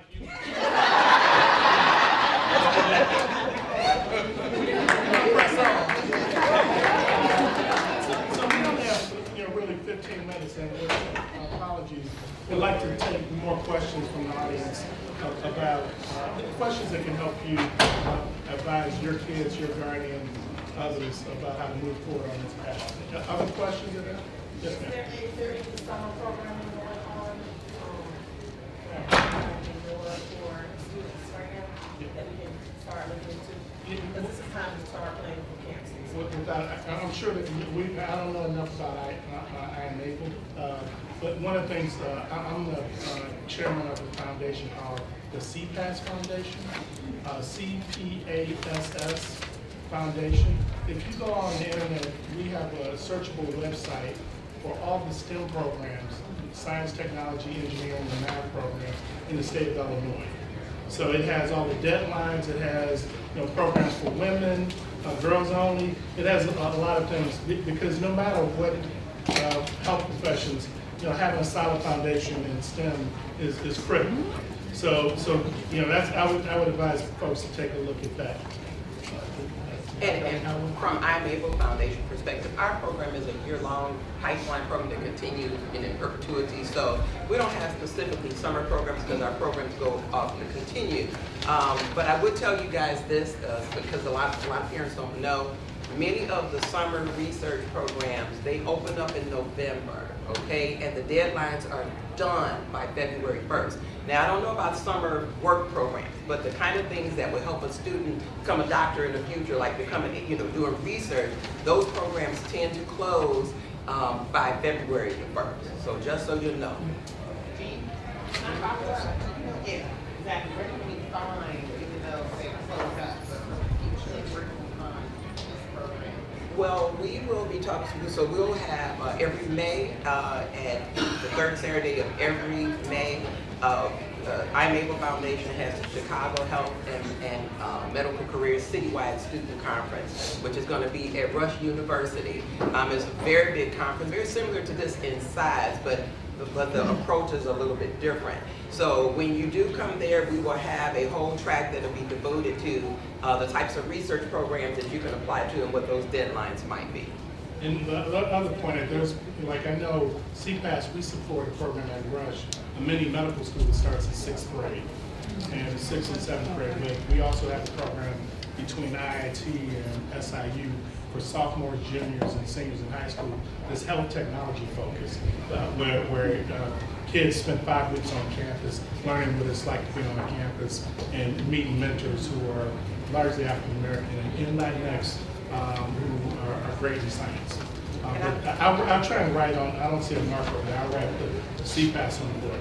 And you can stop at our table too at IMABLE Foundation. We have some information out there. This young lady back there was... My son just recently decided to be a doctor because he's a cancer survivor. And he's his senior year of college. I obviously feel like I don't wait too late. I did there. But we've been talking about what's the cheapest way for him to be a doctor. He has spoken with a couple of people and they told him to go to community college first just to get rid of the prerequisites and then go to the 4-year college. And also a hindrance for him is my son is extremely smart, but he is the worst test taker. He gets really bad anxiety where he would forget his name while he's taking the test because he's so stressed out about getting a good grade on the test. And I just don't know how to help him because it's very discouraging that he can get A's and B's in his classes and then when he takes the test, he doesn't do well. So the financial aid issue, whether he should go to the community college and then transition and then test taking, where do I get tips? When it comes to the 2-year track, I encourage residents to do that if I know their financial situation and what's going on in the household. Now, even though President Sanders left, Malcolm X is the greatest school in Chicago to do that. I've had to personally, I know I'm young, but I had to take my students to Malcolm X to make sure they're signed up for it because they have the pathways available for your student. Now, when it comes to test taking and things like that, what your student needs to start doing, and the school does offer it. I know personally, my brother who in Daly, they have counselors and they have more mental health awareness workshops to help them with that. Me personally, even though I went to a 4-year, I constantly went there because I also know the schools know that your students and other students have issues when it comes to test taking. When I say with studying and things like that, the greatest method is he's one of the students who don't have to study, he's going to have to learn how to study. Mainly it's going to have to be on his own, but for me, what helped me was having to write it down and having to have it on the board, have it on paper, have it in your phone, in every place possible. Once you keep seeing it, once you keep reading it and repeating it, it's going to stay in your brain. Okay, and when it comes to his anxiety and things like that, he will have to go see whatever professionals they have at that school to help him with his anxiety when he comes taking to the test, because that's very severe. That he gets that nervous. But when it comes to the path of going to community college, I do encourage that a lot more. It's definitely a lot cheaper. If your students attend a CPS school, they have scholarships in place where they won't pay tuition or pay for their books, which a lot of students actually don't know about. And if your student does attend a CPS or a charter school, CPS Academic Works is a program in place. It's a database that they have access to with their CPS email and login. They can go in and see those scholarships. One, they're available for CPS students. They have them available for CPS students of color, CPS students who are males, CPS students who are females, and a lot of those scholarships go, pretty much they're still in place because someone's there to fight for you. So I would definitely encourage that. No President Sanders left. I would say I have my table at ISAC is out in the lobby. I do have paperwork with me that will show you that pathway. Okay, and that website right there has a searchable database with, again, we update it every year with all the deadlines from grade school through post-baccalaureate program, so after college. So check that out. Oh, yeah, I'm sorry. Yeah, I can add to the recommendation she made. So I'm wondering, does he have or she, your child, has IEP in school? Because okay, then he can, if you talk to them, they can also give him accommodation in terms of extended time, test taking. And also, the issue might be some kind of technique you can use, like systematic desensitization, whereby you introduce that child to that phobia, because the anxiety you're talking about might be more or less like phobic anxiety. So, orient that child and help him or her so that they will start to take the test over and over, like practice of that test over, so that that anxiety, he or she will get used to taking that test. But if you talk to the school, they can give him extended hours in terms of taking exams. Yeah, I was going to say, I wasn't going to use a fancy word, desensitization, but my son has an IEP, and he did really well on the ACT, having extended time, but also familiarity with the test. Because that's the thing, most of these other folks are getting all sorts of tutoring, and we're coming in taking tests cold. and it's not, there's no comparison. So I believe you can learn the test, but you have to spend time doing it. We have 5 minutes, just so you know. I need to see that. So, yes. I have a quick question. So I feel like I am a parent. I'm raising kids in what we might call through what I would call a donut hole. So I live in an affluent area, which is Oak Park, and that's where I grew up. And but most of the programs, they aren't there for our children, right? And so whether it is all of the things that I hear, and even finding things like this I could bump into or try to attach to like a CPS or something like that, because that's where we put the focus. But I will say, for the Black kids that are growing up in suburbia, where they do have a lot of other challenges because they're growing next to, and I'll phrase it as others, but then they're still being left behind. And so there's a question that I have, which is, as a parent like me, so lots of the programs, you have to be a CPS student. Not ours. So I try to find these things, and it's complicated and it's challenging. So you want to grow and have your kids, and I grew up from kindergarten on in Oak Park, and so I didn't realize how much is out there for us, because we miss this population, and quite frankly, we don't think that they're underserved, but they truly are underserved. I'd like to speak to that.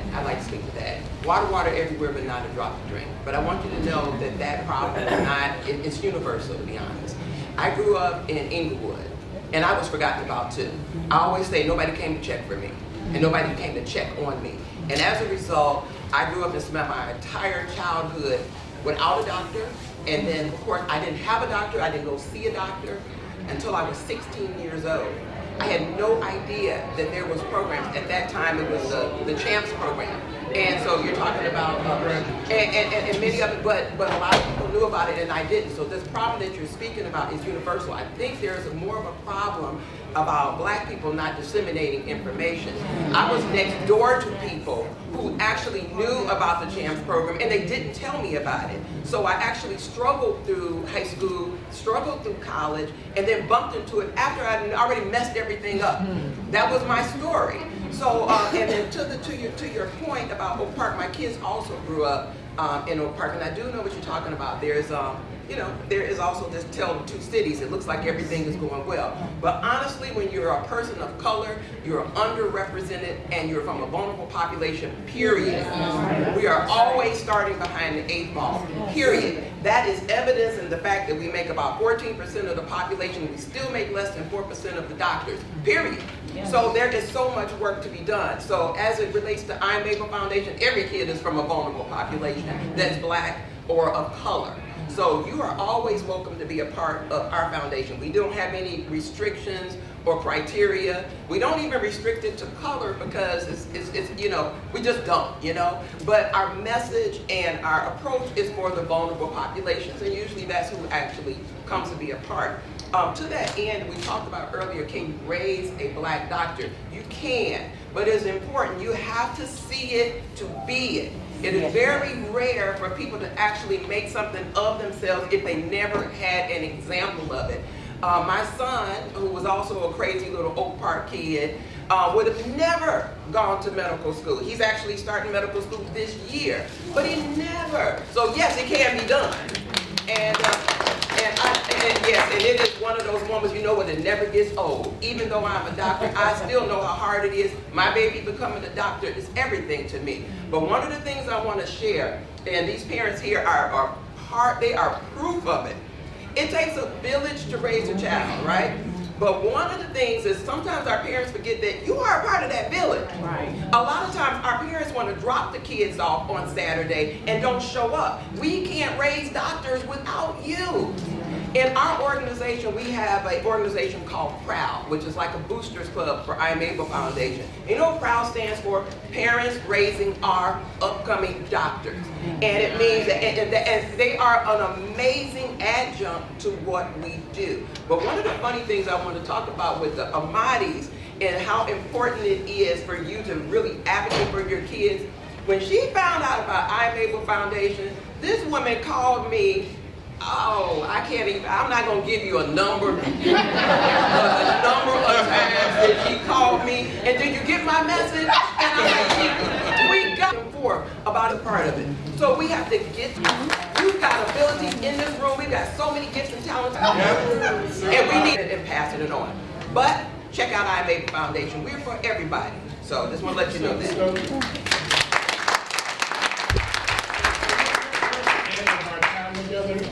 I like to start and stop at the right time. But I want to also just echo Dr. Conway. You know, my wife is a doctor, assistant, and so we've had challenges for getting our kids in the program because we're one generation. We first was in college, but now we made it. You know, so but I would advocate. You know, go even though the programs like the Smash Academy, if you go to this website. Is for low-income kids.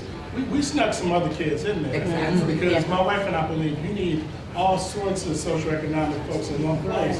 Because when I went through CHAMPS program, I came from nothing, but there were some doctors' kids in there who helped me know how to move in the world. Exactly. So that because it's not only the academic piece, it's the social piece. Exactly. And I wouldn't be here right now if not for the CHAMPS program. I ended up going to medical school at the University of Chicago. Only black person in my class out of 112 people in 1987. And I was going to fail out the first quarter. Everybody was studying together except for me. They would play basketball with me, but wouldn't study with me. But I went across the town, the University of Illinois, Chicago, and worked on cadaver with my folks who I knew in CHAMPS from high school, and was able to graduate with honors. Once I had my village work with me. And but for my mother bumping into an 8th grade teacher who knew about CHAMPS in a grocery store. Exactly, that's how I go. You know, my whole life would have been different. Exactly. So that's why we created that website, and scrubbed all of the different programs that are available, because it shouldn't be an accident that you bump into someone and trying out of our program. You should be able to know where to go so you can get the things you need for your kid and others' kids to progress and have it better. So I want to first of all thank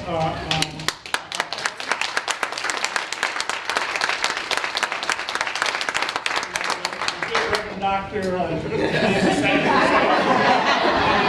his absence, the Amanis, who I see them as tiger parents. Oh, yeah. Who are fiercely fighting for their kids. Dr. Conley, who has gone through this pathway herself and has done it for her kids and wants to do it for your kids. And lastly, Maggie West, because all of this takes money, y'all. Yeah. And being able to have the financial resources to get to the end. And the last point I'll make about that, some kids are concerned about the debt burden, but at some point you got to bet on yourself. That's my belief. Right. You got, and it's hard because my wife and I had $300,000 of debt when we finished medical school, and we didn't pay it off until we were 42. But now, we've done a lot that our medical education made possible. So you got to bet on yourself. So with that, I think our panelists will be around for a few minutes afterwards, but you have to get to the next session at 11 o'clock. So again, thank you for your attention.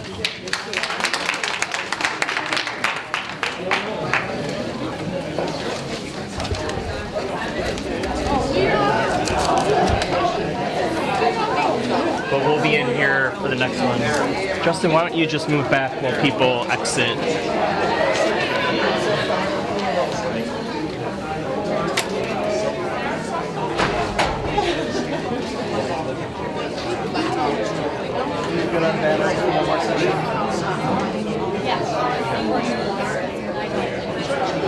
Probably forward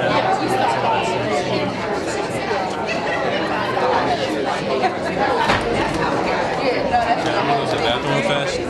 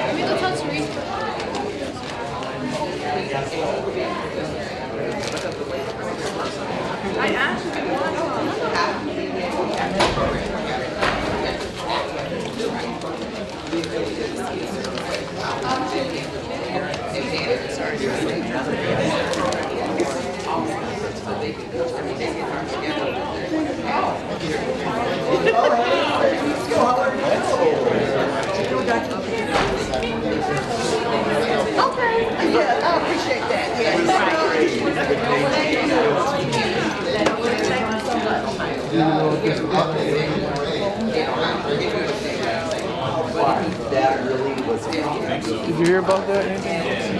Last time I didn't use microphones. No? Loud enough? Okay. I haven't met him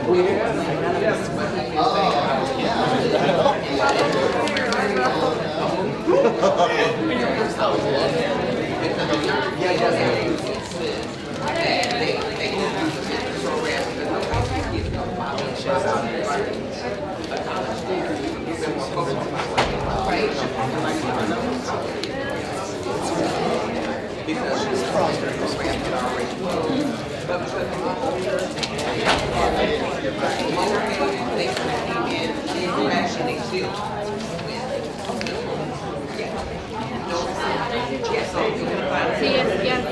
I saw it when I was going out. I said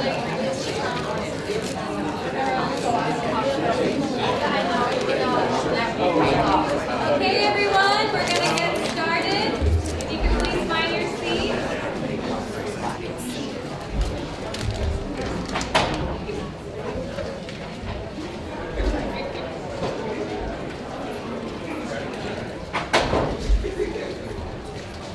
Okay, great. So, good morning, everyone. Good morning. Buenos dias. So happy to have you all here. Welcome to the Diversifying the Healthcare Pipeline panel. I'm going to be using my outside voice because I know that we don't have mics. So for my panelists, you can also raise your voice as you speak. I just wanted to go ahead and introduce myself very quickly. My name is Karen Aguirre. I'm an Education Program Manager at Westside United.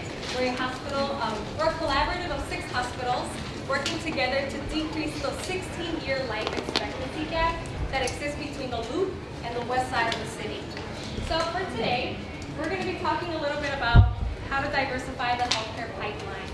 And as you've heard throughout the day, 4% seems to be a resonating percentage, right? That's the amount of Black physicians that we have in the U.S. It's ridiculously low. So for today, our conversation is going to be with this amazing panel. I'm going to go ahead and introduce them. So if you can just do a princess wave as I introduce you. So we have Dr. Ken Fox.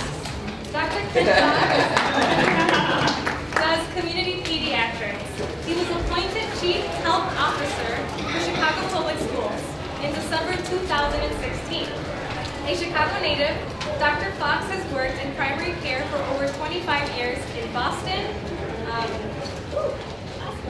Chicago, and Philadelphia. Okay, next up, we have Dr. Lamenta Sweetie Conway. Dr. Lamenta Conway is the Deputy Chief of Medicine for the Illinois Department of Health.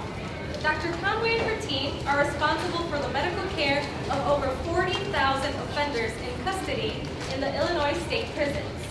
She was born and raised in Englewood and defied immeasurable odds to arise successfully from a community many describe as blighted and hopeless. She has trained in both internal medicine and pediatrics at the University of Illinois, and she has celebrated over 22 years as a physician, with most of her career teaching in top academic hospitals in the Midwest. All right, next up, Dr. Daryl Pendleton. Dr. Daryl Pendleton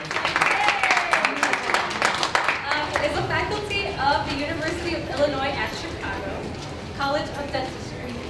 In November 2002 is when he started. He currently serves as the Associate Dean for Student Affairs and Diversity. In addition, he serves as the Executive Director of the UIC Urban Health Program, and he also is part of many committees. So he's part of the Diversity Advisory Committee, the Student Faculty Relations Committee, and the Student... So many. Yes. Okay, then we have Tom Lewis. Tom Lewis is the CEO and founder of the Oink Group. The Oink Group was launched in 2011. They offer support, resources, and guidance to families seeking help with early college preparation, debt-free college funding, and the college selection process. He started his first business at the age of 6. He would go door to door selling newspapers on the weekends. Then he started studying economics and stocks at the age of 13. His family has been entrepreneurs for 300 plus years, and has been in the financial consulting industry for over 19 years. And last but not least, we have Collins Mbachu. He is a second-year medical student at the University of Illinois College of Medicine at Chicago. Collins has shown great dedication to aiding and empowering underserved communities through his mentorship and volunteer work. He graduated from Loyola University in 2018 with a degree in biophysics, and he is a UNC Urban Health Program and Hispanic Center of Excellence Scholar. So welcome. I no longer have to yell. This is awesome. Okay, perfect. So we're going to start off with our first question. Panelists, can you please explain how you're helping to diversify the healthcare pipeline through your current role? Who would like to go first? You? Okay, we'll pass it down. Good morning, everyone. Once again, I'm Darrell Pendleton. I'm faculty in the College of Dentistry, but the role that I'm going to play here on this panel is that of the Executive Director for the UIC Urban Health Program. The Urban Health Program is the recruitment and retention program for the University of Illinois Health Science Colleges. It started back in the 70s, really in the 60s when Dr. Martin Luther King came to the west side of Chicago, and he found that in most communities, the black and brown communities, there were very few healthcare providers. And he empowered, encouraged the politicians, the community members of those communities that they should do something about it. So they went to Springfield and they asked for a change. Since the University of Illinois is the flagship academic health center for the state along with the community reps and the legislators created the Urban Health Program. And it started back in '78, and over the past 40 years, it has enabled the University of Illinois to be number 3 in the nation in terms of educating African Americans, only behind Howard and Meharry. All of our health science colleges participate in the program: College of Medicine, Dentistry, Pharmacy, Nursing, Applied Health Sciences, a School of Public Health, as well as the College of Social Work. So through those health science colleges and through the Urban Health Program, we create a pipeline of programming for students starting in elementary school, going up through high school, undergraduate school, and into our health science colleges. So we create opportunities for students to move through the educational pipeline, and then once they get to our doors, we enroll them in our health science colleges. The U.S. News and World Report, if you look at their best jobs, or the highest paying jobs, health careers always dominates the list. And this, for the first time in 10 years, software engineer is the top job in America, and it displaced someone from healthcare, a health career for the first time in 10 years. So if you have high schoolers, if you have youth that are considering careers, a health career is very promising. And so that's how we help diversify the healthcare pipeline. As Dr. Pendleton, as Dr. Pendleton just explained, I work closely with UHB, so I feel like I'm a face that just helps students see that people are going through like the program, going through medicine and other programs like that. So I feel like I'm just helping students. So I work closely with UHB, HCB as well, but not as much. I'm a mentor to a lot of students, a lot of high school students. I work with summer programs and help different initiatives in the school. Besides that, I also mentor a lot of undergrads. I help them with planning for MCAT studying, planning for applying for med school, stuff like that. Just trying to help where I can. I'm not at the highest level yet, but I'm trying. I see that mentoring at every stage is important, so I'm just trying to be a mentor at my stage of learning right now.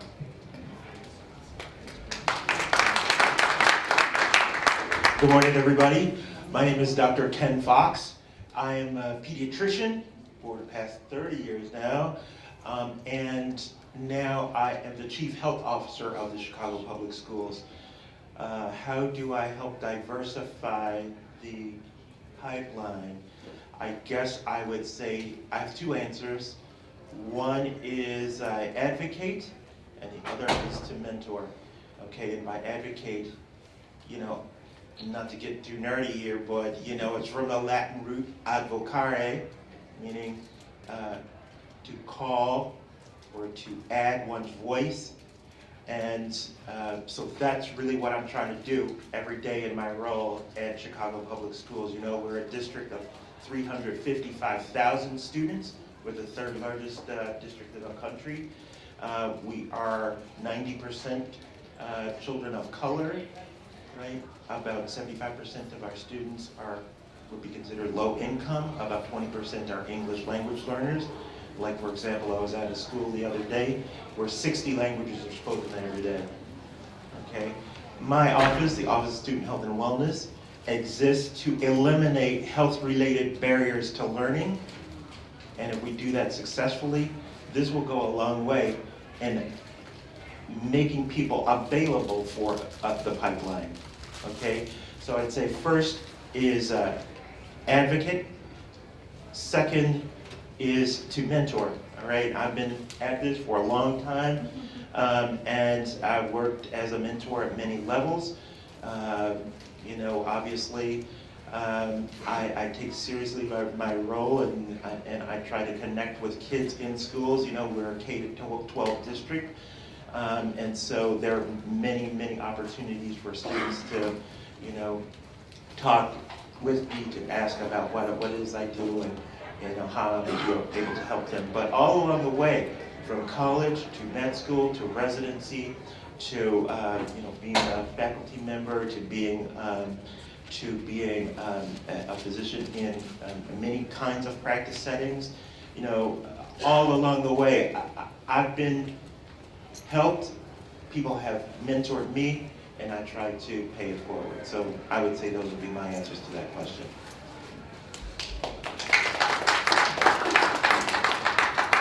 And good morning again for those who came in new. I am Dr. Lamenta Sweetie Conway, and I am the founder and executive director of I Am Able Foundation. I am Able, and that's spelled A-B-E-L in case you try to Google us, the Cain and Abel story. We are our brother's keeper. Yes, you are responsible for your brother. I'm the founder and director of I Am Able Foundation, and we are a nonprofit community-based organization. So how do we contribute to diversity? We're on the ground floor. We're grassroots. We're at your church. We're at your school. And what I like to think of I Am Able Foundation is a mentoring community. So essentially, we are a pipeline program that starts from the high school years. One day we'll go back a little bit further, but students begin in our program from 9th grade, and we follow them until they put on their white coat. I echo everything that I heard so far. Certainly, the pipeline starts so much earlier than that. We have got to get our kids prepared so that they can even take on that challenge. I always tell everyone, you have to see it to be it, period. Anyone that manages to do it without seeing it is visionary. But the majority of young people have got to see an example. We talk about generations of doctors. When you go to the doctor, I'm sure you've seen offices that had Kaufman and Kaufman, or legal offices that said Kaufman and Kaufman. But you don't see Johnson and Johnson unless it's the company, you know, the big company, because we don't have legacy, because many of us are first generation. So what do we do at I Am Able Foundation? We create legacy by proxy. So your mama is not a doctor, but guess what? You still got a mama as a doctor, because you got me. And you got our cohort of physicians who also will be in that role, a parental role, an auntie role. One of the things that we do is, in addition to our program, which I think is very stellar, we have, our kids are learning the language of medicine. And what are we trying to do with that? Remove those barriers and that feeling of imposter syndrome, that you don't belong and that you don't fit in. But if you are coming to our preclinical sessions and you're learning what it means about an abnormal blood pressure, and you're learning what it means to actually ask people clinical questions or how to conduct a full history from head all the way down to toe, that is going to make you not only comfortable with the idea and the concept of medicine, when you land on the floors as a pre-med student or even as a doctor, you don't have to feel that you're not capable. So our goal is to create legacy by proxy. Some of the things that we do in our organization, in addition to our preclinical programs, is we also have all of these mentoring events, kind of like some people call them networking events. But in the summer, we have our Hawaiian Luau, which is attended by all of our physicians, all of our medical students, all of our parents. Even our parents are an active part of our group. They're called PROUD, Parents Raising Our Upcoming Doctors. Why do we need them? Because it takes a village. And one of the things that I shared in the previous session is some of our parents don't understand that, guess what? You are the village. It's not just us in the village. You're in the village too. And even if your kids have got it and they don't need as much, you need to come and help us raise somebody else, because those are going to be the next generation of healthcare heroes when you land in the hospital. I always tell our young people, how do you feel when you go to the doctor? Most of us don't like the doctor. And it's because of the kind of quality or lack thereof that we've experienced. What I'm Able Foundation is endeavoring to do is to raise the kind of doctors that you all want to see. Compassionate doctors that love people and want to take care of people. So that is how we're contributing. One of the things that I shared before is my son is starting medical school formally this year. Why do you think that happened? Because he saw me. It's really just that simple. It's not really, it's no rocket science. He's only a doctor because he saw me. It's just that simple.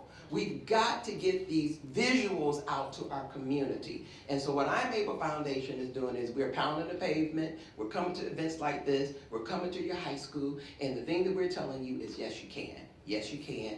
Yes, you can. So that's how we're contributing to diversity in Chicago.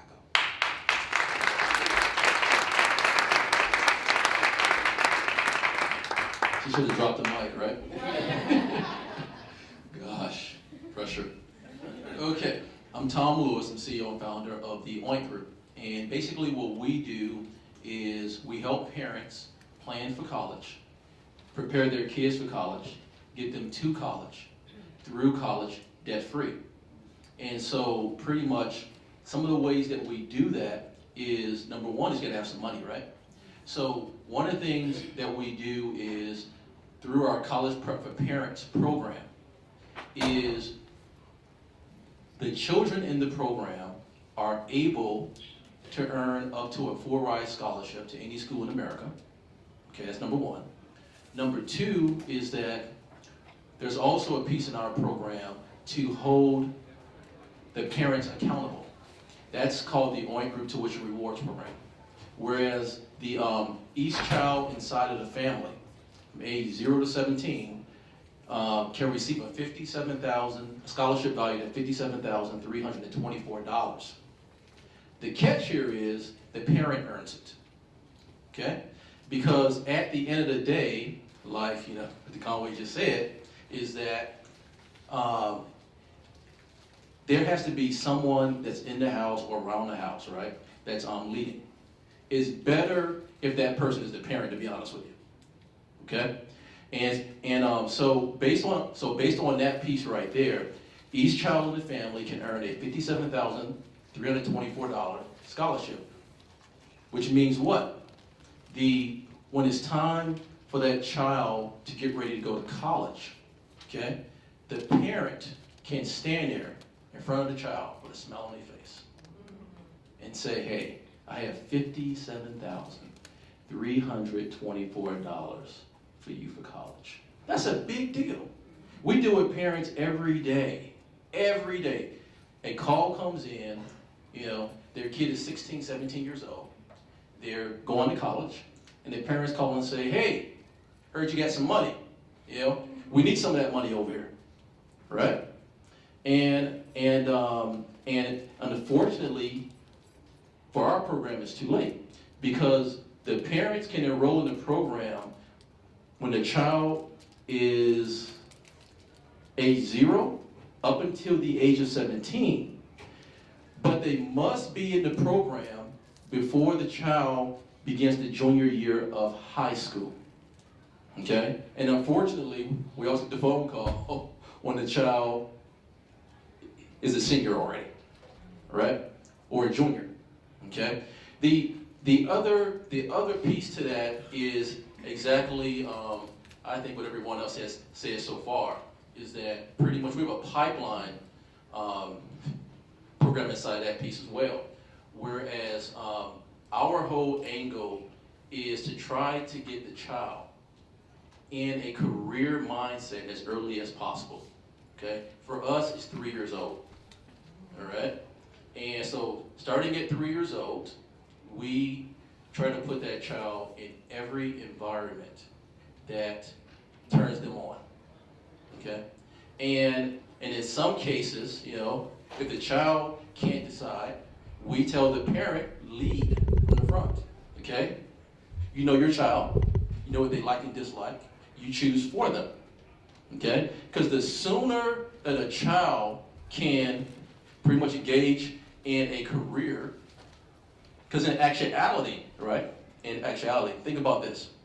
Whatever a child is doing at any age, okay, that's positive and good, playing the violin, playing a sport, dancing, okay, science, those are all careers, okay? And from my experience is that children typically grow up to do what they're confident in.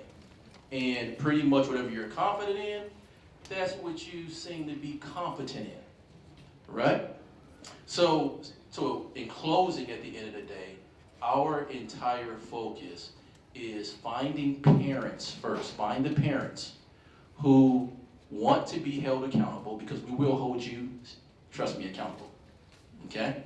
But at the end of the day, that parent becomes someone inside their house that the child can actually respect and follow. So that's our major aim at the OINT group. Thank you. All right, so you all actually started to touch on the subject of mentors. And so for my next question, you know, did you all have mentors? You know, who helped you become who you are today? I can start that. Because I am always very proud to give homage to my mentors. If it wasn't for them, I could not be here today. One of my first mentors was a 13-year-old kid, okay? And I was at school over on the UIC campus. I think I was in seventh grade, I think, if I'm not mistaken.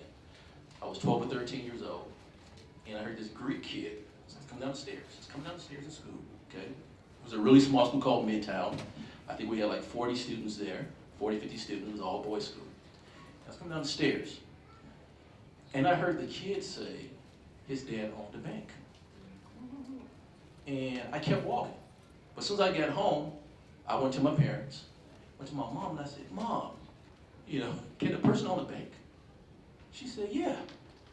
I said, wow, I had no idea. So based on that led me into the money business, okay? I was studying like crazy, okay? I was trying to find every single way, you know, to get involved with money. Then, coincidentally, my dad's best friend was a guy named Dempsey Travis, okay? Dempsey Travis, during his time, was probably the wealthiest black guy in Chicago or Illinois, okay? Most of the South Side he built it.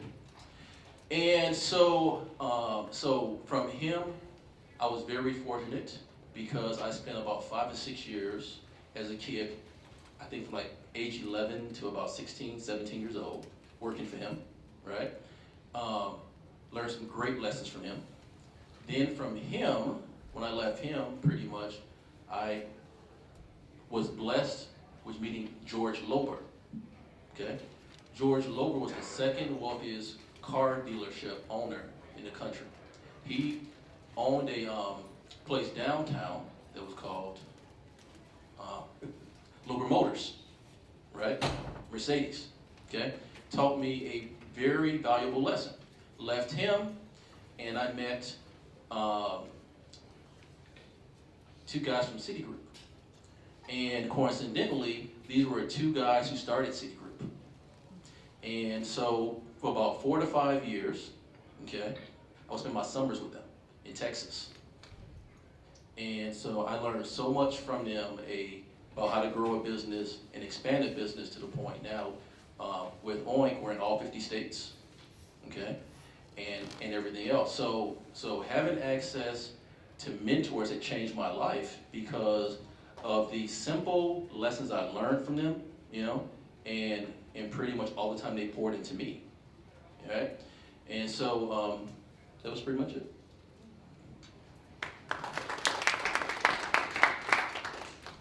So I'm going to date myself a little bit here. My first mentor, and I'm going to ask you by show of hands if y'all not scared, was the infamous Marcus Welby, MD. Do you know him? Okay, I see some hands that went like this a little bit. Okay, well, Marcus Welby, MD, was a white man. That was my first mentor. Why? Because where I grew up in Inglewood, there were no doctors. Nobody, as I said earlier, was coming to see about me, or anybody else that was on my block. So I grew up mentorless. I did not actually even have a doctor. You know, there's a lot of people, and that's the reason why, one of the many reasons why we're doing what we're doing is because it's been proven that physicians of color invariably go back into the communities that they came from. Most people actually return to what they're familiar with. So we have more opportunity to actually enrich these communities if we can train the people in the communities to help us. As Jesse Jackson used to say, no one can save us, from us, for us, by us. You can add a couple of more, you know, to that. So I grew up looking at a white man named Marcus Welby, MD, on television. And there was someone else that you may know, and she's recently passed. It was Nurse Julia, Diane Carroll. And I remember looking at her, and everybody told me, oh, sweetie, you smart. You should be a nurse like Nurse Julia. And I said, I'm not going to be a nurse, I'm going to be a doctor. And I don't even know where that came from, other than Marcus Welby. And something about what he epitomized in the work that he did, walking around with his little black satchel, going from house to house and doing house calls, I thought to myself, I can do that. And I'm thankful to God that that little bit was enough to sustain me and to hold me over, because as the mother mentioned earlier in our session, she talked about resources not filtering down because the people who know them don't share them. And I actually struggled through high school, struggled through college, and I was so depressed by the time I graduated from DePaul. I was married already, and I remember my husband telling me, he said, sweetie, now you gotta go to medical school. And in my best George W. Bush voice, I told him, read my lips. I ain't never, ever going to school again. And it's a shame and it's sad when black and brown kids are tired and they just got started. At 21 years old, I was already ready to quit because I was discouraged, I was down, I was downtrodden. Why? Because I hadn't seen one person who made me believe that I could actually do the thing that I wanted to do. All I had was Marcus Welby, and he was on TV. And he was white. I never saw a black woman doctor. I want to tell you that one of my first mentors, I will never forget it as long as I live. I was in Michael Reese Hospital, which, yeah, I'm dating myself again, because some of y'all don't know nothing about Michael Reese Hospital. So I was at Michael Reese Hospital over there on King Drive. And one day, child, that was the hospital of all hospitals. If you had a doctor at Michael Reese, you was somebody back in the day. And I remember that my grandfather's doctors were all there. All Jewish doctors. That was another thing. Black doctors always telling me, get you a Jewish doctor. Y'all know how we do, because we don't usually have confidence in our own self, sadly. And I remember my grandfather was having his 4-way bypass. And this little, petite, beautiful black doctor came out. And she walked up to my mother and grandmother, and she says, your grandfather is gonna be fine. And I remember my mother was so excited, I was excited, and then she walked away, and my mother looked at me and she says, that was a black surgeon. Did you see her? And I remember I was a part of the Mary J. Blige hateration on that day. And I said, yeah, I saw her. And my mother said, well, why you sound like that? Because she was excited, like most mothers do, to see a daughter in medicine. And I will never forget the tears that began to come down my eyes, and I said, because it can't be me. And tears came down my eyes that day. While I was proud of this young woman, I saw myself as completely unable to be that person. And my mother told me on that day, she said, sweetie, if you want to be a doctor, you can be one too. But I didn't believe her. Why? Because she wasn't a doctor. She don't know. Everybody mama say that you can be a doctor. Everybody mama say that. And what ended up happening to me in my story is I ended up going to work at the Illinois Department of Public Health as a microbiologist. And I found it to be a place where dreams went to die. There were so many young doctors, future doctors or dreaming doctors that were working there.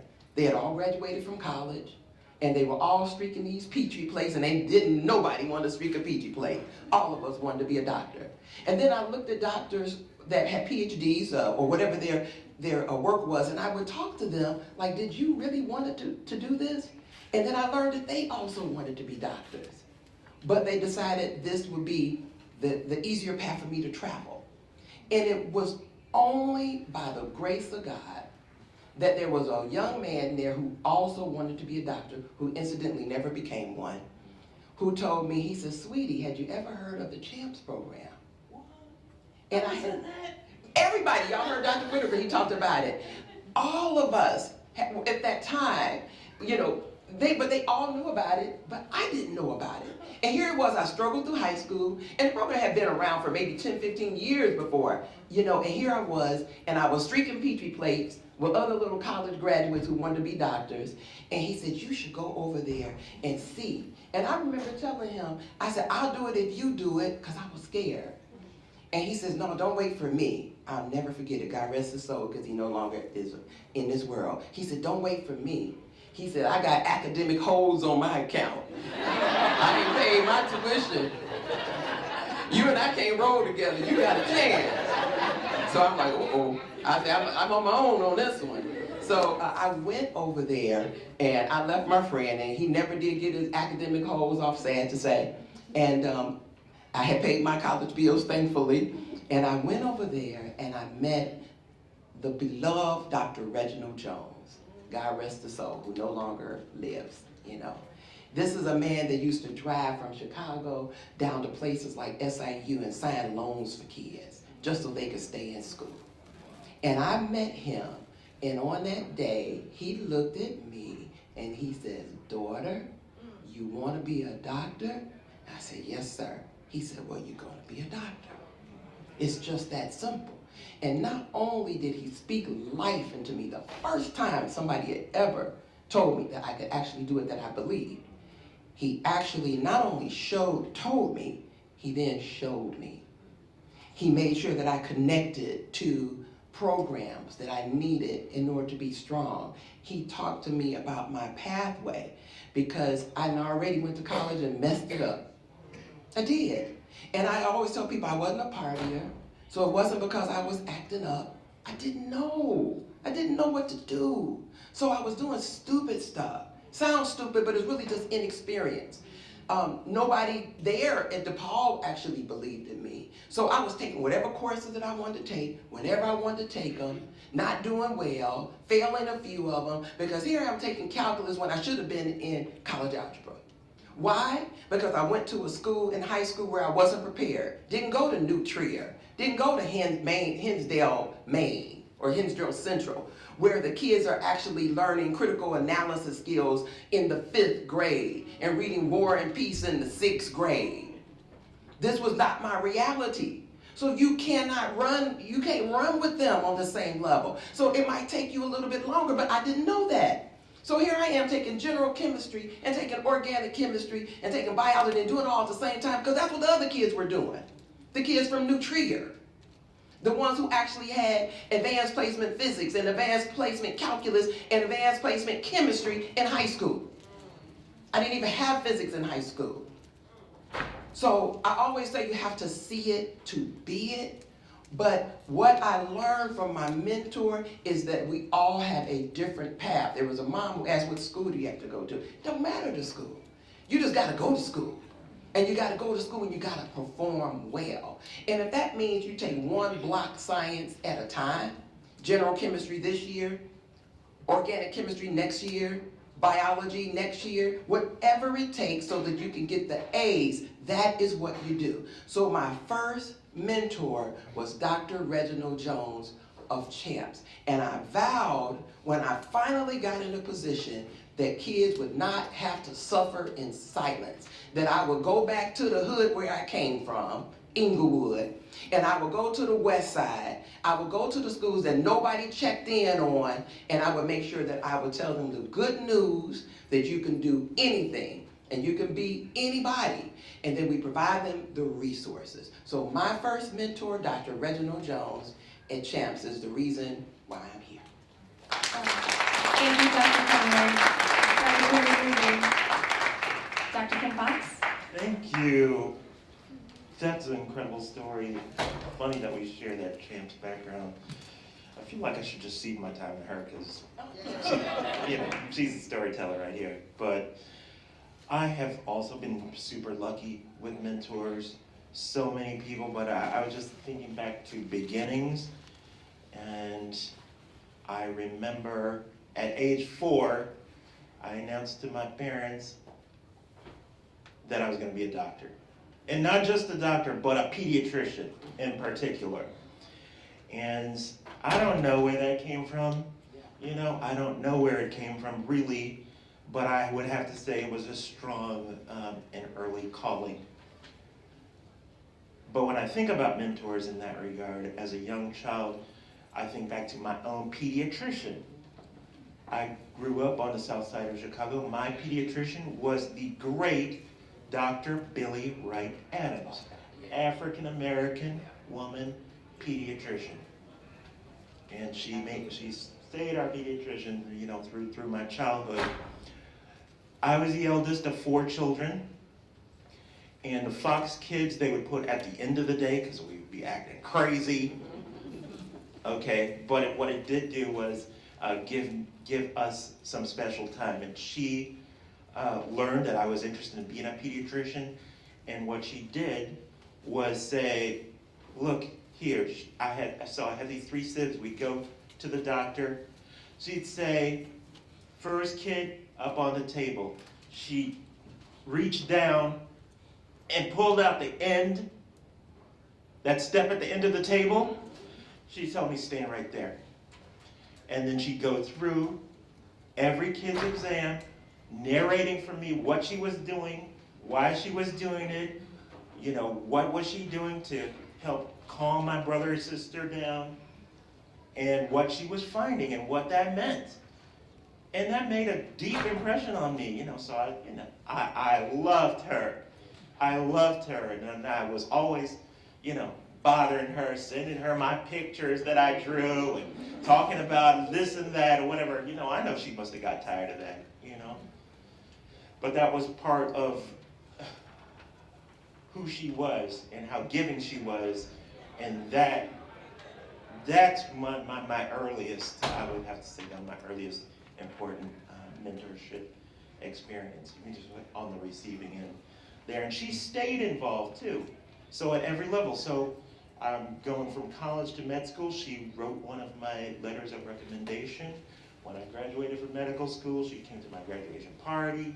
you know, and so she was in it for the long term, and that has really taught me that's what I need to be about too. Let me stop right there. Thank you.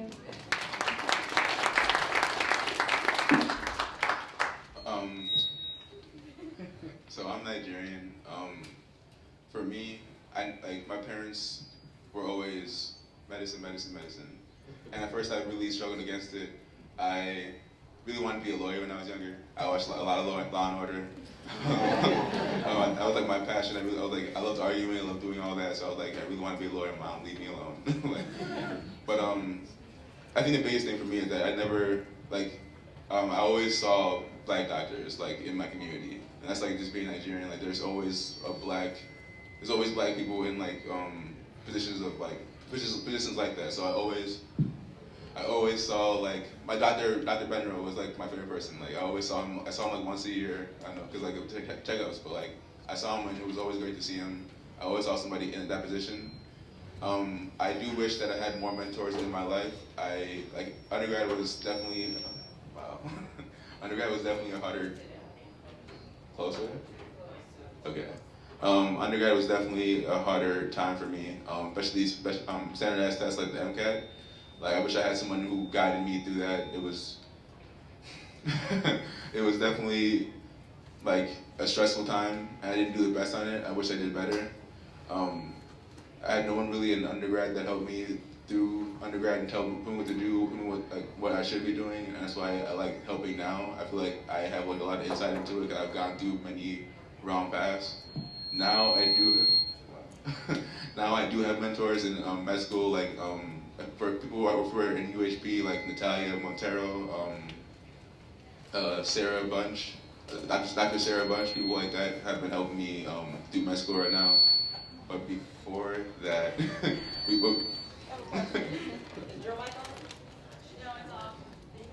is there so much? Mine.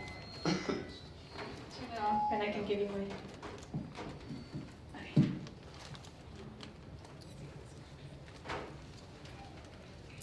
Yes, better. But it is very important. If I hadn't seen all those people in my life who have been doctors, I definitely wouldn't know that it's possible. I've seen so many though, and I just think that that's very important to most people.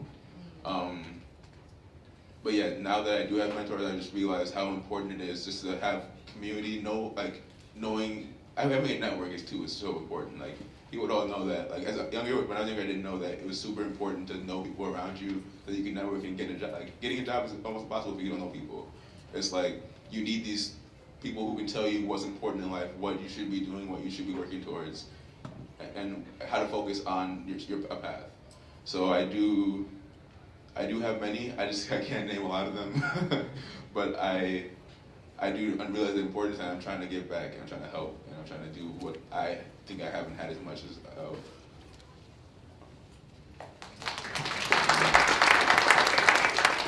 I'll be quick so we can get to the Q&A. Throughout my life, I've had numerous mentors, and I'm constantly seeking out mentors. In fact, I've came across a couple of individuals here today. They don't know it, but they will be my mentors going forward. But my earliest mentors were my mother and father. I was fortunate to have parents who were focused on getting me from where I was at that point to where I am now. My dad instilled in me a work ethic that was necessary to achieve what I have achieved. My mom worked at Mount Sinai Hospital for 45 years, and she provided me with exposure to healthcare providers and just the hospital medical setting. So between the two of them, I was able to take advantage of those opportunities and succeed. But mentoring is very important, and I would encourage you, if you have youth, if you have sons and daughters who are interested in anything, get them in touch with a mentor. I work at UIC on the health professions training side of thing, and we look for students' mentoring experience when they apply to our schools. We look to see if they actually have done things outside the classroom that's going to make them a strong candidate for our programs. And mentoring is one of those things. So It's not hard to find a mentor when I'm talking to youth who are interested in health careers and they tell me they can't find mentors. I ask them, do you go see a physician? Do you go see a dentist? Have you been to a pharmacist lately? Any of those individuals can be your mentor if you just engage them in the right way. So there are mentors out there available for these prospective healthcare providers. They just have to go about the process of engaging those mentors. And believe it or not, healthcare providers love to mentor. They love to talk about what they did and how they got from where they are to where they are now. Especially dentists. I know they have their hands in your mouth, but they love to talk and for you to talk. So encourage your children to seek out mentors whenever possible. Great, so we actually ran out of time. But I want to go ahead and give them a round of applause to our panelists for doing such an amazing job. Thank you. If you have any questions, I think they'll linger on for a little bit, so you can come ask us your questions over here. But feel free to get some lunch. I see some lunch boxes outside. Get some before they run out. Thank you.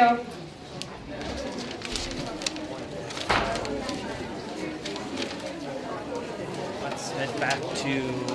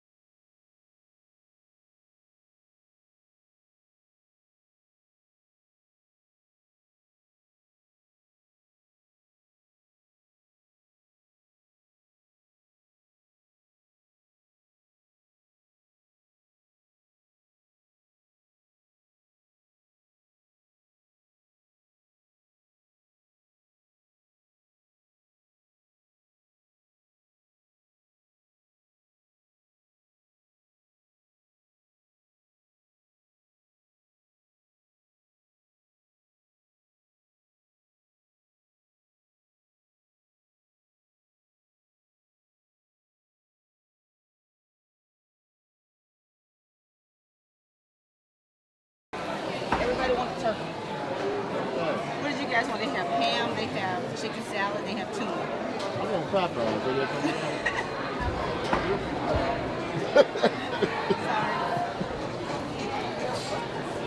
Hey, where the kids at?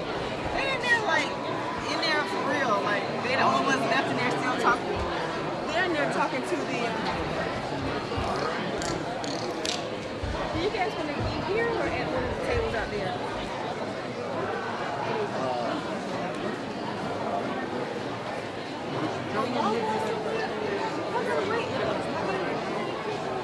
It's all of us. I got 3 and then 4. 8. 8. I changed mine, but I didn't want to take it back just in case. All turkey. They all want turkey.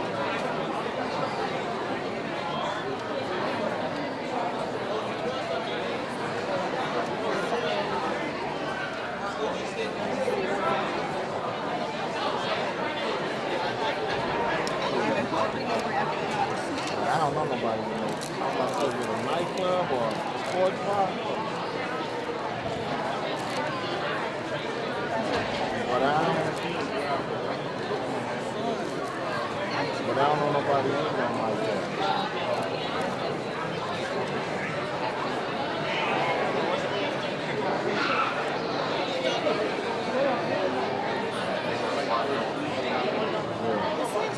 Well, you call that, it's not a doctor, so don't worry about it. She smells it. It smells like Corona. It smells like Corona.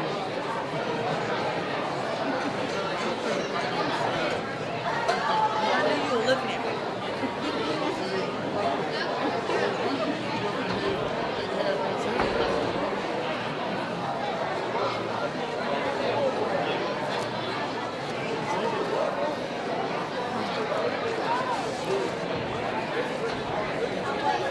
Couple PhDs up there.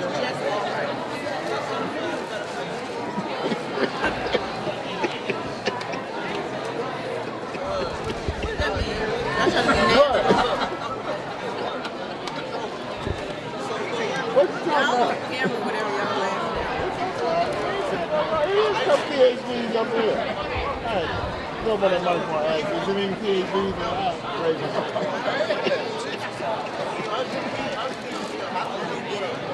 Who called me? I mean, there's so many words that I can think of. Give me your top 5.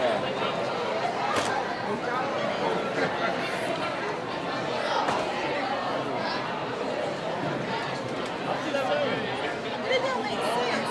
What don't make sense?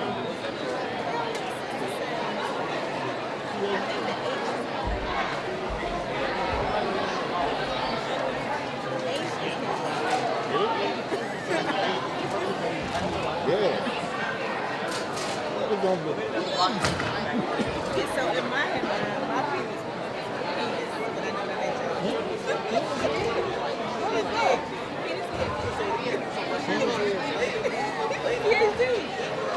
but I know that they That's why I said it didn't make sense. I said it doesn't make sense.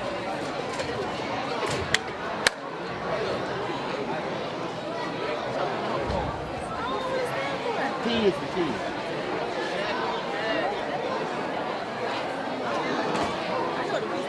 As long as you get that phone, you're going to ship out out.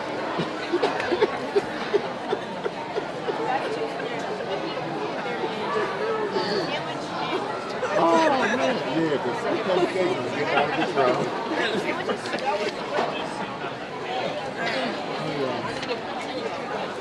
Where do your mama find out food? Oh, you.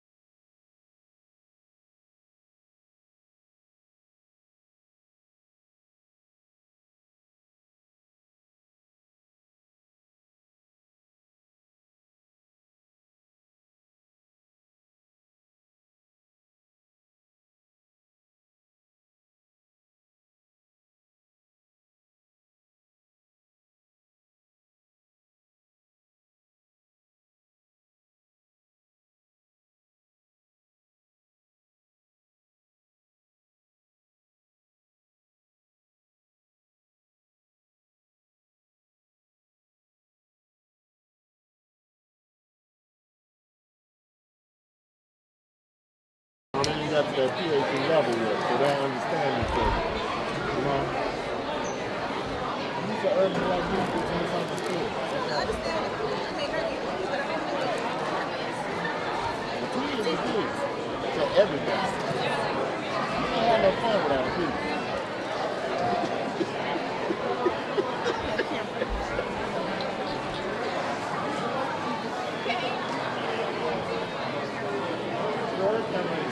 Ain't nobody up there to take. They know. Some of them is. I'm sure they got all this greed. Bet they do. They complete all their residencies.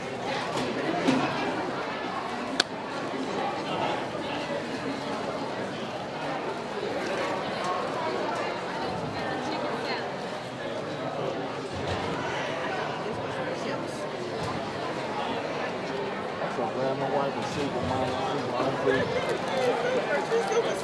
Yeah, all I do is go to work and make some money. That's all. Every now and then show up, wave, kiss the baby, you know.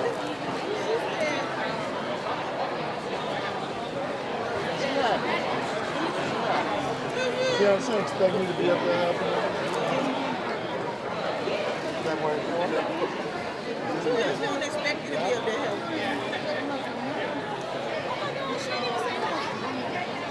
Oh, yeah, we went to dinner. I took them to dinner. Want some more? Want some more? Who you invited to my birthday party? Birthday party. You didn't invite me. Yours. Oh, I'm like what I have? I didn't know it was a dinner party until you just said that. Happy belated birthday. I just said we went to dinner. Say happy. That show? Yeah, that show sound? Oh, y'all, the birthday the same. Again. I ain't ready for that. I should do something nice for y'all. Like what?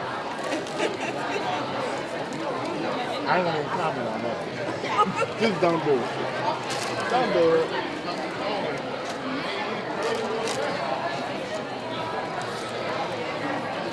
Oh. Last year, you did dinner for your party, your birthday. Yeah, because we invited. Didn't y'all come? No, you did something for the first night. You did dinner with the other people. Yeah. And I think you had to work or something. All their birthdays are the same. And then what happened?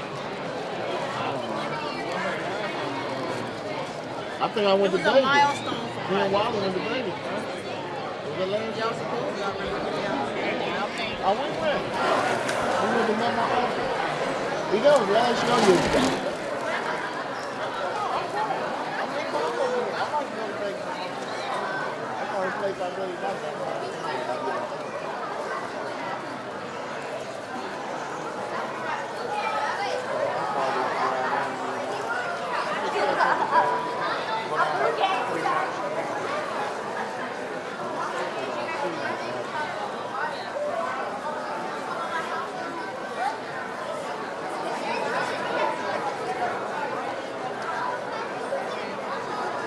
There's another one in the bin.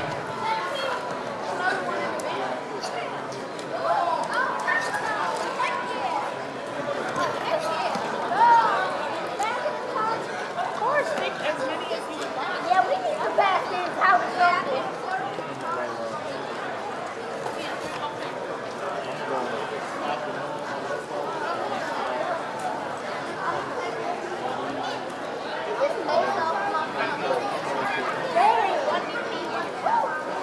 Then somebody moved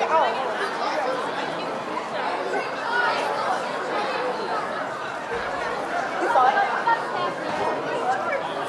I think we need to get it.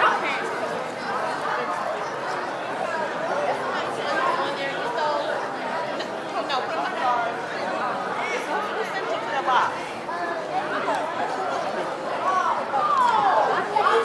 Okay, well, you know what? Stop. Sit down. Everybody come sit down. Because we're not about to have a big old... Sit down. Sit down.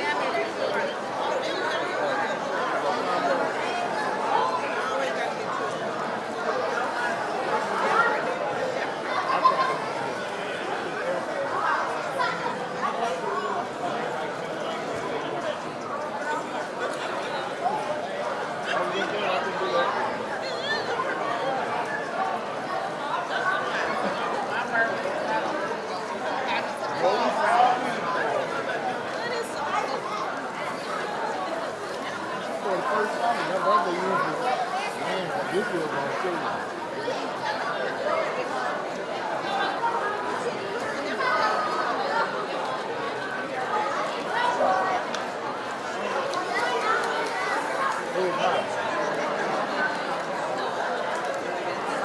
It was 41 degrees.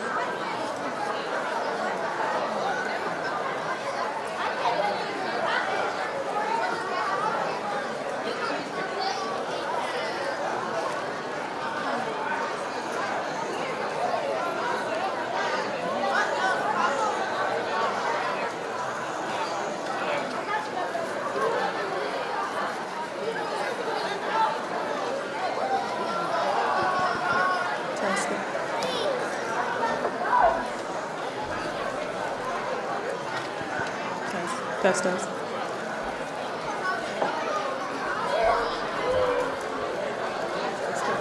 Test, test.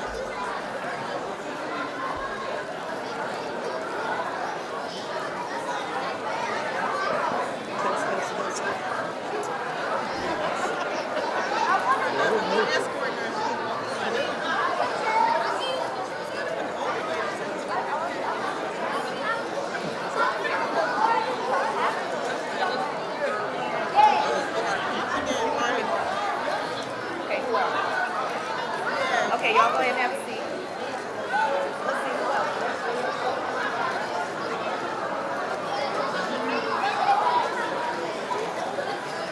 We go again. She was quiet.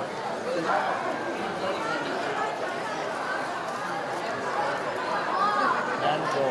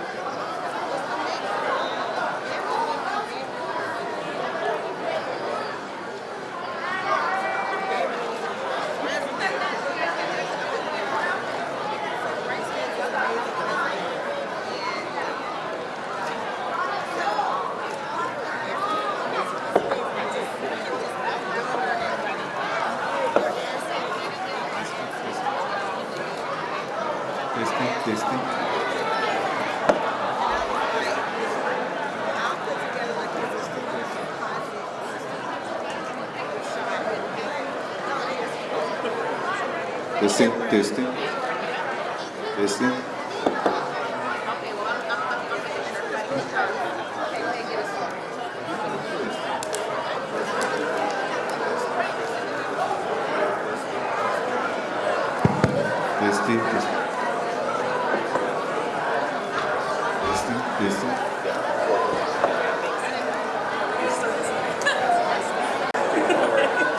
Wherever you need.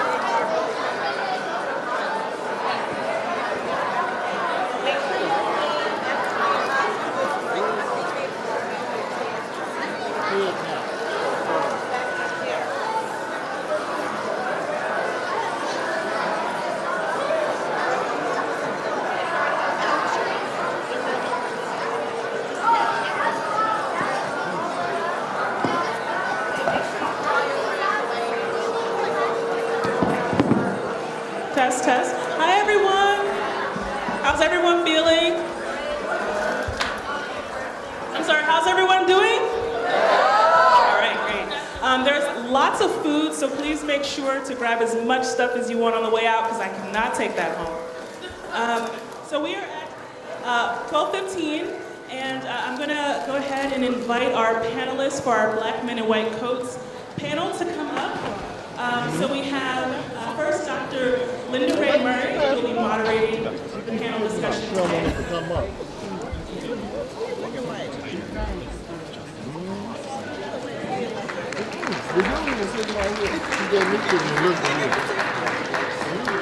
Dr. Trayvon Thompson.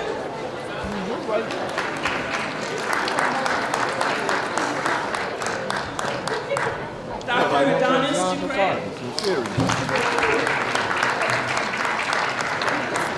And Dr. Pierre Johnson.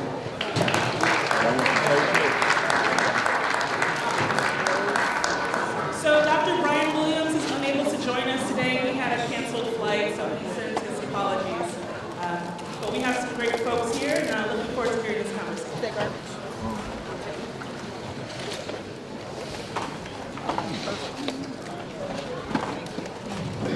How's the lunch, okay? So, for me, break this down in English. Young folks, you can go in the back and get a second lunch if you go out there and split it. Don't be hungry. So it's a pleasure for me to be here with these gentlemen. I have to, first of all, apologize for my good brother, Dr. Whitaker, for getting me out of town. It's no problem to be here. The second thing I want to say, so think now, because I have a bunch of questions, but I really want questions to come from you all. So we'll have people in the audience, I'm told, microphones. So this is your opportunity to ask these gentlemen any kind of question that you want. There's no question that's a dumb question, and there's no question you can't ask in this setting of family.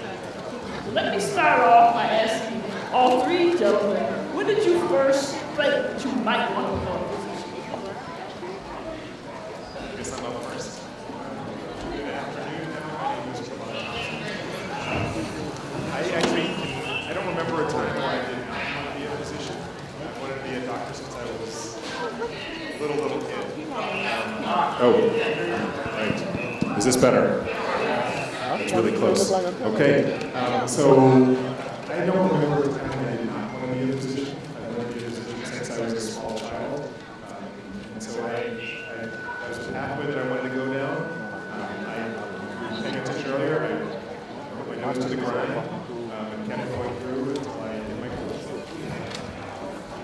So for me, Pierre Johnson, that's me, killing us all that. Anyway, so as a kid, I was 5 years old. I believe I'm from the south side of Chicago. And, you know, like any other kid from the south side of Chicago, I wanted to play basketball. I wanted to be like Jordan. So, so when the question was asked, what do you want to do? That was it. And so I had a mind challenge me and made me pick a plan B. And she said, I'm not going to leave you alone until you tell me something else that doesn't happen. I was like, well, it's going to happen anyway, but I'll figure it out. So I said, randomly, I'll be a doctor. Why did I say I'll be a doctor? I said that because the only true positive thing that was on TV at that point was the Cosby Show. So, you know, we look at, you know, obviously what's happening now, but back then, you know, that imprinted on my mind. You had a black man in a position that he was taking care of his family, he was taking care of patients, he was well respected, and that imprinted on my young 5-year-old mind at that time, and that's what I wanted to do. And so I kept saying that, and then, you know, he was an OB/GYN, so I was like, cool, little babies, you know, he had a hope, you know, that's cool, all you know that. And then when I was 9, my mom was pregnant with my brother. And so that whole, like the physiological transformation of pregnancy and how that happened was very like shocking to me as a kid. So I just started asking questions. And my mom's OB was a black man at the time. Instead of him not giving me attention, he took the time to answer my questions. So from then, I knew exactly what I wanted to do as a kid. That's what I am now.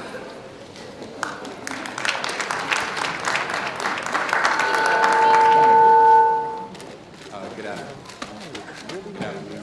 My name is Thomas Dupre.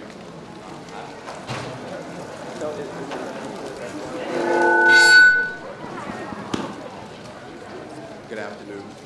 My name is Adonis Dupre. I have a doctorate in pharmacy. I've always liked entrepreneurship. I always wanted to start my own business, even as a little kid. I would get in trouble selling candy on the bus, and, selling candy at school. And I was an average student in high school. I think I was, average. And I went to college, and I just wanted, my dad was like, hey, just go to college, just get in and get out. My dad didn't go to college. And what happened while I was in college, I picked business. And I came in touch, I went to Grambling State University, HBCU in Louisiana. And during my first year of school, the lifestyle was so different. I think all through college, I got 4.0 all through college. And one of the things that happened my first year was a professor, my chemistry professor came in touch with me and was like, hey man, you're not gonna make money doing this. He's like, you're a black man, you need to get a skill set in sciences. He's like, whatever you do, it has to be science, engineering, just something. He said, because, most people who go into college one way, you come out the same way. You're not gonna go to college and just come out rich. But he's like, you need to, So from that point forward, I did some research and he became my mentor, which was the biggest blessing, I think in my life. And he kind of directed me towards chemistry and research, and I ended up spending some time at University of Wisconsin in Madison. And that's when I decided, hey, I want to do pharmacy because I would be able to start my own pharmacies and kind of have something to fall back on if, it doesn't work out. So from there, that's kind of how I got involved. It wasn't anything I thought about, or I just kind of, good people, good around me just kind of put me in the right positions.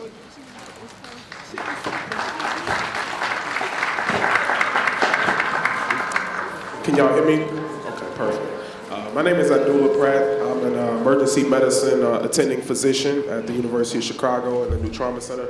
But how many of you all are here from Chicago? If I raise a hand. Perfect. How many of you all are here from the south or the west side? How many of you all here would claim that you all are from the streets?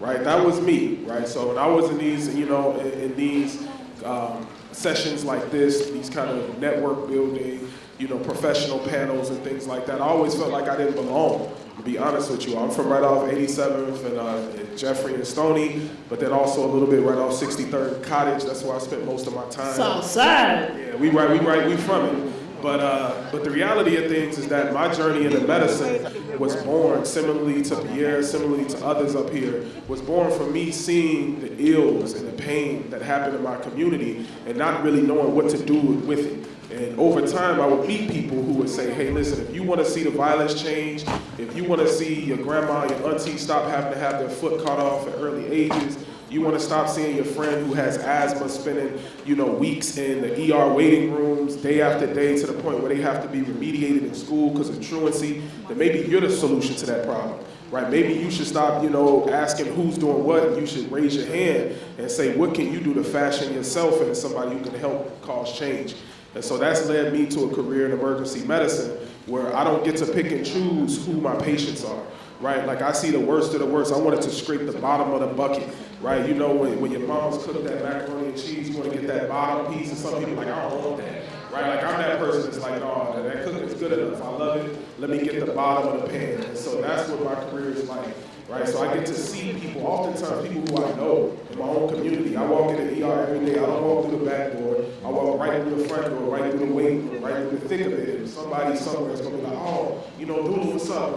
Dr. Pratt, hey, I'm here. People from the community who have seen me grow up. And that keeps me on my toes. And that keeps me in a position where I have a responsibility to really, really fight for those people who I know and love. There's not a single person I grew up with. There's not a single family member that I know and love that isn't on these streets of Chicago, or the South Suburb, or the West Side of Chicago, or in Milwaukee, or in Baltimore, or in similar places like this. So every bit of what I do gets me there. But I wasn't a perfect student. In high school, I was an all-state athlete. In football, I had a GPA that unweighted was like a 2.7. I was a knucklehead. I was that kid that got A's on all the tests. I felt like he didn't have to listen to his teachers, right? But it was me coming in contact with a chance occasion where I got in trouble and I out-debated my principal, my assistant principal, everybody to the point where they were like, listen, you too smart to have this conversation with. What do you want to do with your career? What can we do to help you, not not get in trouble like this. And I was like, I want to be a doctor. And they put me in touch with Northwestern's H-Prep program that was started the next day. That's the high school preparatory recruitment and exposure program.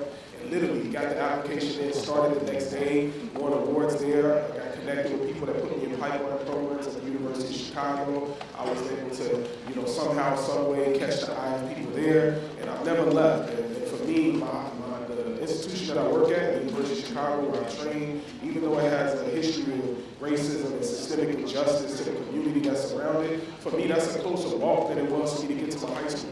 That was a closer walk than it was for me to go to any of the programs that I dealt with. And so for me, that's truly home, and I felt like I'll take that pay cut, right? Like I'll do the research, I'll take an academic route, I'll take the L, right? I'll take the loss if it means that I'm able to open a pathway, have a career in academics where I can work helping more students out like you all in the crowd. And so that's kind of what brought me to my career medicine. He was a knucklehead. I don't know him, so I don't know if he got a good or not. But I know people like him. Okay, I raised people like him. So let me again remind you before I go through a series of questions. Don't be afraid. This is family. If you want to come up here and ask a question, ask it. So let me be clear with the four of you gentlemen again. Are you saying that I could go to, one of you went to college and wasn't thinking anything about health and became a pharmacist? Are you saying that I could maybe go to college not thinking clearly what I want to do, and it's not too late to go into healthcare, it's not too late to become a physician or another health professional? Answer that. Yeah, I definitely think the biggest advice I would give is just, to have a really good foundation in, science, math, English. I mean, at the end of the day, your professional career, you have to be able to, write well, understand just certain foundational things, learning how to communicate more with different types of people in different ways and kind of understanding yourself. I think that's the biggest part because you don't want to get into something. It's easy, relatively speaking, it's easy to get into a profession. It's much harder to sustain and to actually do well at it. So I always feel like you have to know why you're doing something. And you have to have, it's got to be something you really want to do. So I think you don't always have all the answers, but I always say go to college. Don't think you don't need it, but just do well in whatever. You can be an arts major, just do well in that and get your core competency. Because I always believe like every experience you have, it helps professionally. I'm sure all of us up here, use something from our background that's non-healthcare related to be a better healthcare provider. So. And to answer your question, I would say, no you don't, but it's unacceptable to challenge kids. I don't care how old you are, I don't care, if you're 40 or if you're 10. And we take that answer a lot of, like, you ask a kid, like, what do you want to do? They say, I don't know. And that's okay, but why don't you know? Because every kid, every adult in here, they'll spend, an hour a day on social media. You look at Facebook, you look at Instagram, you look at all this stuff, you spend all of this erroneous time looking at things. But why don't you just for 2 weeks, if you don't know what you want to do, just for 2 weeks, take a half hour a day and start Google searching. Like when I was, and you guys, high school, whatever, we didn't have that, right? So you had to go to the library, the old-fashioned way, and open books and look. Like right now, you have the world of information at your fingertips, and instead of saying you don't know what you want to do, sit down for 30 minutes a day for 2 weeks and look at different professions. And what you'll find out is that, it's certain things you don't like that don't fit you. Well, I don't want to be a construction worker. I don't want to be a school teacher. You'll find out what you don't like, but more importantly, you'll find out things that you do like, right? And when you find those things out, the most important thing that you'll do is you'll set a goal for yourself, right? Once you set a goal for yourself, like say for instance, you're 11 years old and say, I want to be a lawyer, right? It's imprinted in your mind that you have a goal to do something. So then once you start working toward that, you'll really start learning more about yourself and what you want to do. And you may get 13, 14 years old and say, well, I really don't want to be a lawyer because they have to do this and they have to do that. Then what are you going to do after that? Right? You're going to set a new goal, right? So you're not going to say, okay, well, I don't want to be a lawyer, and I'll just go back saying I don't know what I want to do. Once you set that goal for yourself and you don't reach it, then or you don't want to do it, then you're going to set a new goal for yourself. And that's super important. Doesn't matter how old you are. I was in medical school. I had people in my medical school class that were in their 50s, early 50s. I got, I'm mentoring somebody right now that is in his early 50s. He just got tired of, he was an engineer, tired of everything. He's like, look, I want to change healthcare in my community or what have you. He could have said, well, I'm too old, it's too late. Instead, he said, no, I'm going to live my purpose. You have to live your purpose. If you're waking up every morning and you hate going to work, and you hate doing somebody telling you what to do, and you're like, I don't like this, I'm just going for a paycheck, then you're not living your purpose. So you have to live your purpose no matter how old you are. If you're 50 or if you're 5 or you're 10, what happened? Whatever you're doing, all your efforts and your energy have to go towards living the purpose of what God called you to do.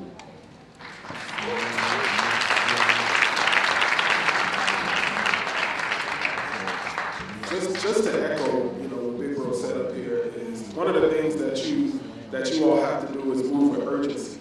I think that's the core of what it is. If you're moving with urgency with anything, and for those of you all who are taking chemistry or physics, when you're existing at a high energy level or state of existence, then you can be molded into any different direction that you go into. So if you all see the problems in your hood and you're like, I don't know what I want to do, but I know that if I'm not active and I'm not moving, then I'm going to fall victim and succumb to my streets. Then if you find out you love science, or you find out you love business or engineering, or you want to help people, through healthcare, then you can do it. A lot of the young brothers that I know, and even a few young sisters that I know, they are now getting into medicine by way of like EMTs. Right, so they didn't really go to college at all. They just went straight out and said, listen, my family needs money. I'm going to go to Malcolm X, or I'm going to go to, South Suburbs, something like that, and I'm going to go become an EMT so I can work on an ambulance. So at 18, 19, they were already working either as, EMTBs, which is a basic EMT, or they were working in emergency rooms or hospitals as technicians,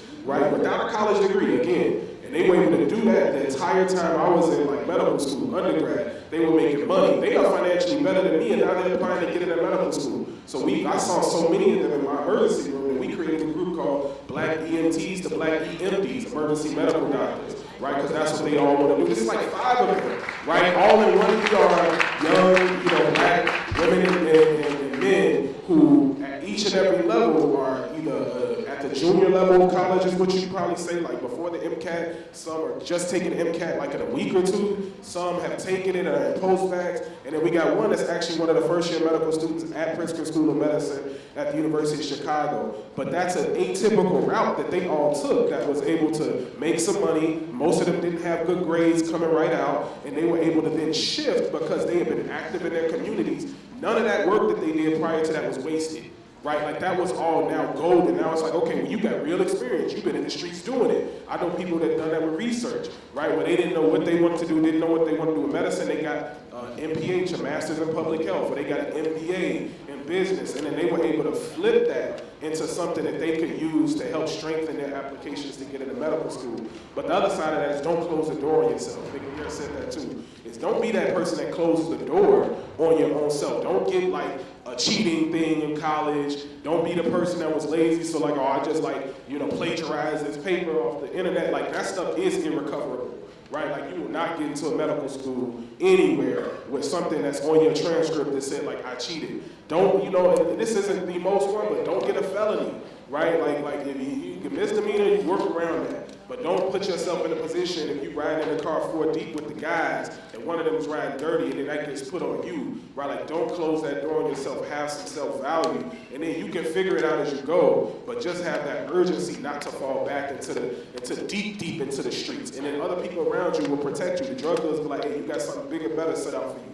I don't want you out here, or et cetera. You're working on this program. So I would say don't close the door and then do something that can be molded in the future to that, even if right now you're not on that standard track into medicine. I'm looking for questions. If you have a question, wave at me. So yes, sir. And then you, yes. First of all, I don't even mind. First of all, I just want to say, excellent program you got done. Makes it look so unique that none of you guys look like God. This is what African American kids need to see. I taught school for 25 years. Can't hear. my kids, I have a daughter that's 11, my son is 6. Go to classical school, couple line kids, sharpest kids in the building, they can compete with anybody. But I wanted them to see their dad work for so long, see the grades go up when I did my master's and my bachelor's, I graduated summa cum laude. I wanted to see my kids, I wanted them to see what they could become. I'm from the block, I was worse than you. I was the one that chased you down the block. I'm from 83rd, Foster Park, lived the life. But at 18, my dad said, you should just go to college and hang out and see. I went, and I was amazed by the girls. I said, oh my God. And I'm saying, you guys like fat dudes? Yeah, he's smart though. My grades were always A's and B's. So I stayed. I've been accepted to a doctoral program. Didn't want to tell my kid, I just was tired of studying. I was tired of reading. I still might take the program. Got a lot going on in my life, but you guys are unbelievable. This dude with these Jordans on, they'll never think you were a doctor. You're going to get pulled over just like I would. But it's so amazing. And I love you guys. My man on the end, I play football. Us big guys got to stick together. God bless all of you. I mean, My brother, this is what doctors look like. Right, that's what I'm saying. But, hold on. Can I speak? let's give some love to a CPS teacher in here.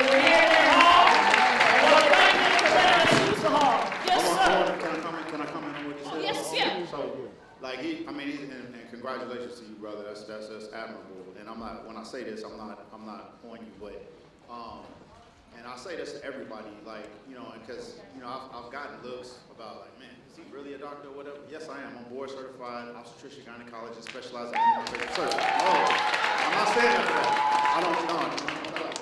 I'm telling you that because as much as I can tell you that, I can tell you about Migos and whoop off the bam and flip flap and this, that. I can turn that on and off. But the problem is, let me tell you what the true problem is that when we say, like, you don't look like a doctor, right? That's a negative stereotypical image that the media has portrayed to what young black excellence is supposed to look like, right?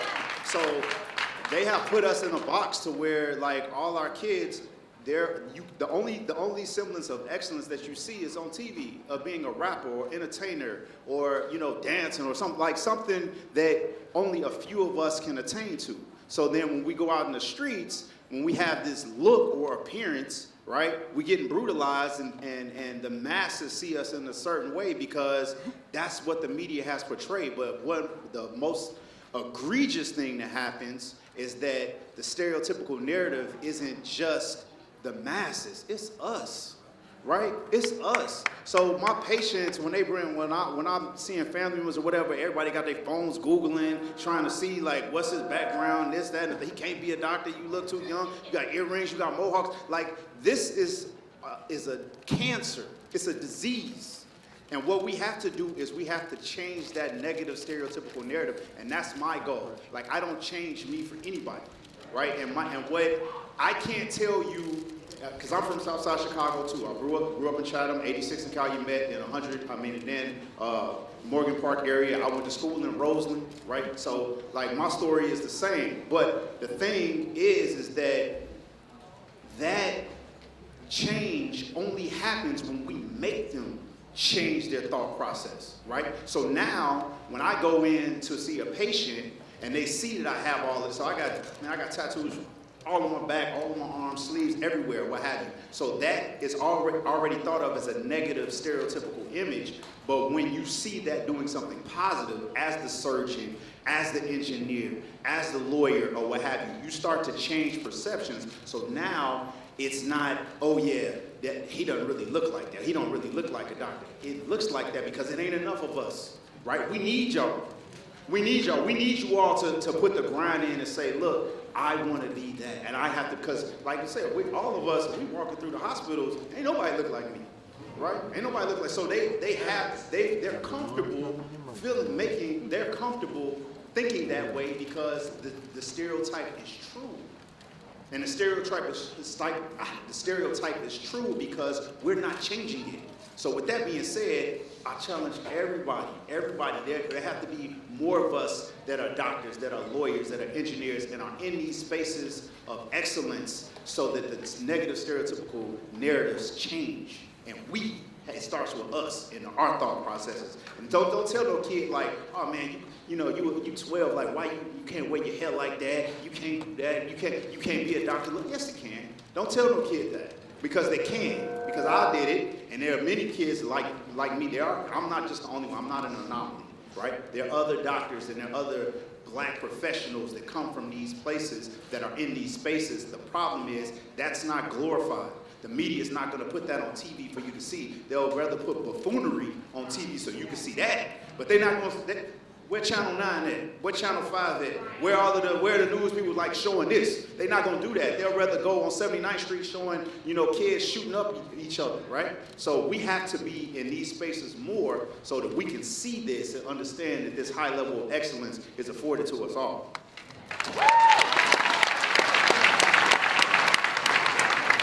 I'm going to take this one further so that y'all can understand this.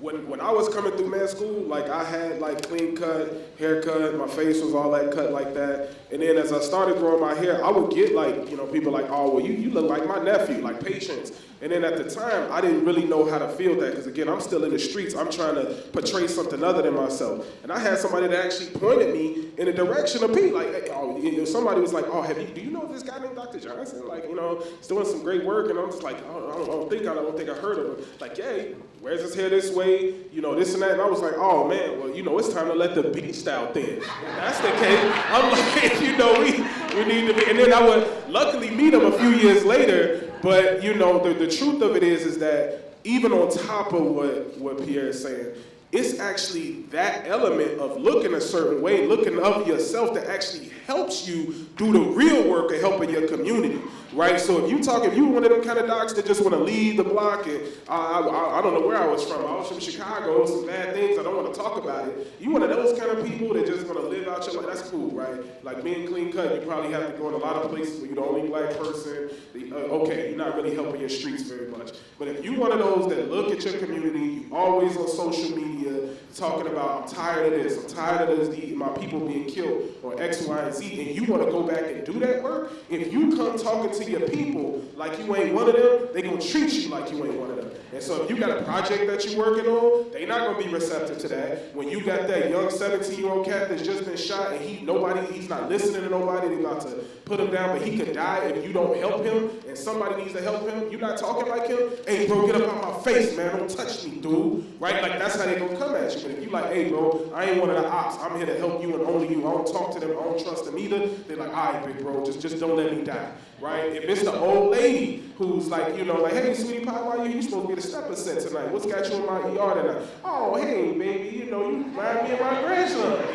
It starts to help you, right? It helps you foster a better doctor-patient relationship. Even as a pharmacist, I'm sure that helps you understand what meds are. You got the sugar? Okay, well, if you got that means you got diabetes, so you're probably taking the metformin. Well, yeah, it's something with an M, right? Like you can help walk people through because you have a true cultural connection and you are shifting that paradigm back into the community, which is where the real solution is. These solutions to our problems ain't gonna come from outside of us. It's only gonna come from within us. So we have to start embracing who we are, what we are. If you wanna help that young brother, be like, listen, man, maybe learning a different type of dress is cool. I'm not telling you to change yourself, but hey, learning how to put on a shirt and tie may help you one day. That should be encouraged, right? But to just be like, hey, throw away who you are. All of this stuff is worthless. You're telling him he's worthless. You're telling him all of his friends are worthless. And so if he does become successful, don't be looking at him to come back to the community because everybody around him told him that community was worthless. So I agree with you 100%.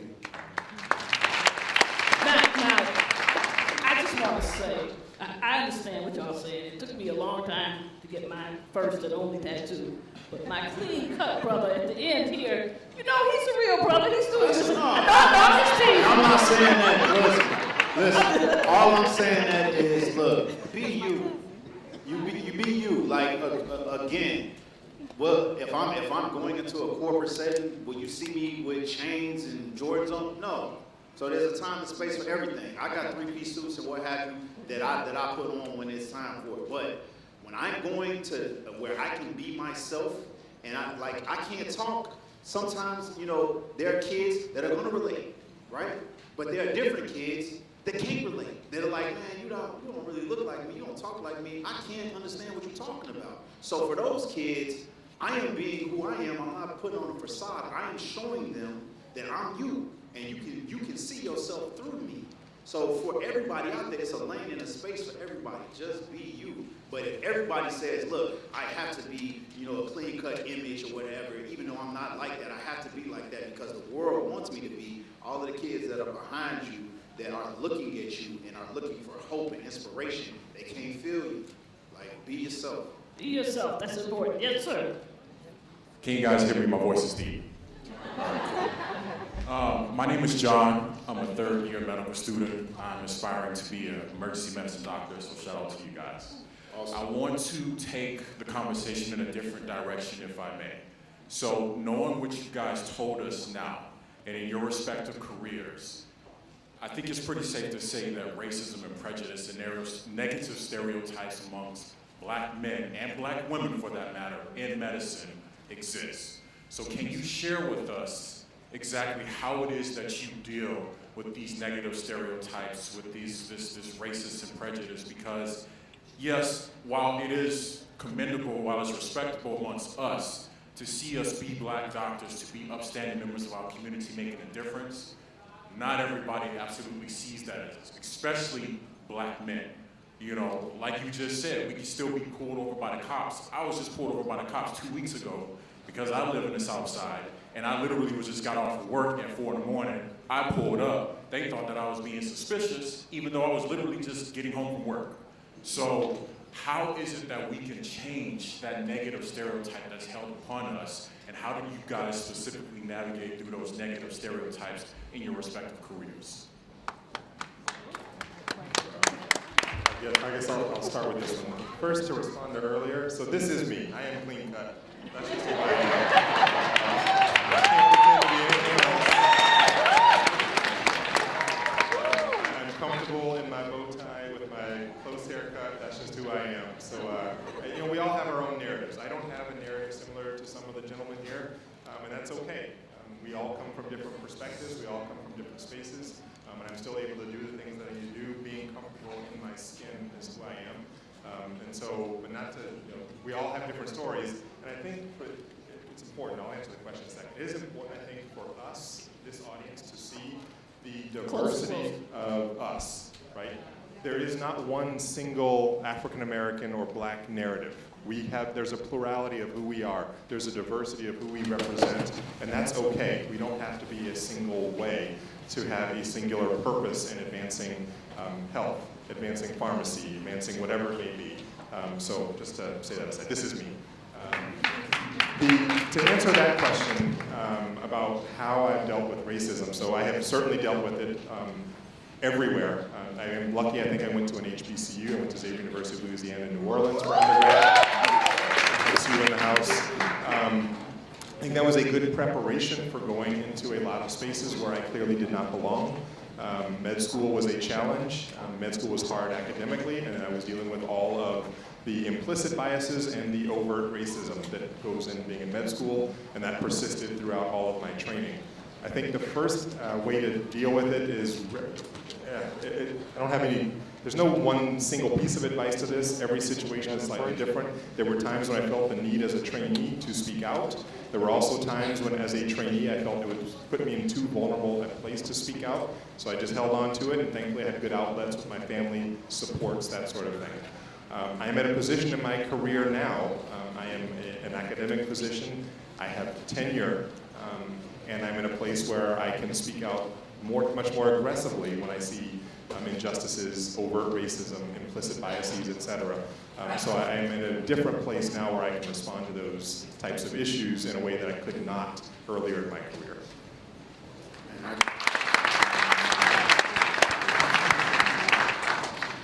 I can answer for you simply. Play the game until you're in a position to make the change. Right? Period. Right? So it's like I was saying, like, it's a game, right? It's a game that you have to play. And keeping it real can go wrong, like Dave Chappelle said. Right? And to quote somebody else, like Jeezy said, like, stay down till you come up, right? So I'll give you a story. So I'm in medical school. right? I'm in my third year of medical school, actually, right? And I talk about this in the book, right? We talk about the I'm in my third year of medical school, and I wanted to do surgery. I'm real passionate about surgery. I'm like, man, I really, like, this is my thing. So I'm in general surgery, and I'm like, all right, I'm ready to go, right? I'm going in, I'm trying to suck up everything like a sponge. So the way surgery worked is that you have the medical student, you got the intern, which is the first year resident, and then you have the chief resident, which may be a fourth or fifth year resident, right? So we come in here now, and I'm just like, okay, I'm gonna try to absorb as much as I can from these guys and talk. And in the beginning, I'm just, they told us like, oh yeah, we have multiple evaluations, so it doesn't matter if you don't do so well here, then, this person evaluate, everything will balance out. Meanwhile, in my mind, I'm like, I know this is some trash because I will, the same thing, I will say better answers, I'll arrive earlier, I'll do the exact same thing as my white counterpart, but I'm getting the, oh, he needs to read more, or he needs to do this, or he needs to do that. But fine, let's play the game. So I'm here, I meet them for the first time. The chief resident was a 53-year-old white male pastor. So this guy had his own congregation, decided he wanted to go back to medical school. I'm like, man, if I get a fair shake, it's gonna be from this dude, gotta be pastor. Good. So then he had the intern. So we sit down, whatever, I introduce myself or what have you. So I spent 2 weeks with these guys, literally every single day. We sit down, he hit the chief resident would look at the intern, don't even look at me, don't even acknowledge my presence, talk to him, don't say much of anything to me, right? And I'm just like, so I'm trying to get some interaction. I knew it was a bad vibe from the jump. I didn't do anything, didn't say anything to him. I knew it was a bad vibe, right? So I'm like, I'm gonna be cool. He say little slick stuff, like he says little stuff to try to provoke me. The only times he would ever talk to me. Fast forward, we're in surgery, and I'm there, so the job of a medical student is to transport the patient after surgery, right? He tells me this. He says, so I'm transporting the patient. He's like, Pierre, this is where a small mind and a strong back come into play. No lie, no joke. Said this to me. So in this instance, Southside Pete, right, said, so I had to suppress that because my narrative would have been completely different, and I wouldn't be sitting here. That I had to suppress that, but you have to play the game. I eventually passed everything for the course, and they eventually made me remediate the rotation because of what he said. And because no matter everything else, they made me remediate something I earned, and I had to spend 4 weeks in Pontiac, Illinois, working up on this. I had to do a whole bunch of craziness, but I had to play the game. Fast forward 2020, I just got a letter in the mail that now my medical school is honoring me next month for being somebody else. And I appreciate it. But I'm just telling you that to say, look, we're all going to be, man, it don't change. I don't care what level that you're at. I'm in private practice, I have my own stuff or what have you. I'm still dealing with racism in my own place right to this day. It don't stop. However, the more powerful you get, the more you get up into that point where you control your narrative. Now I can say, man, you ain't talking.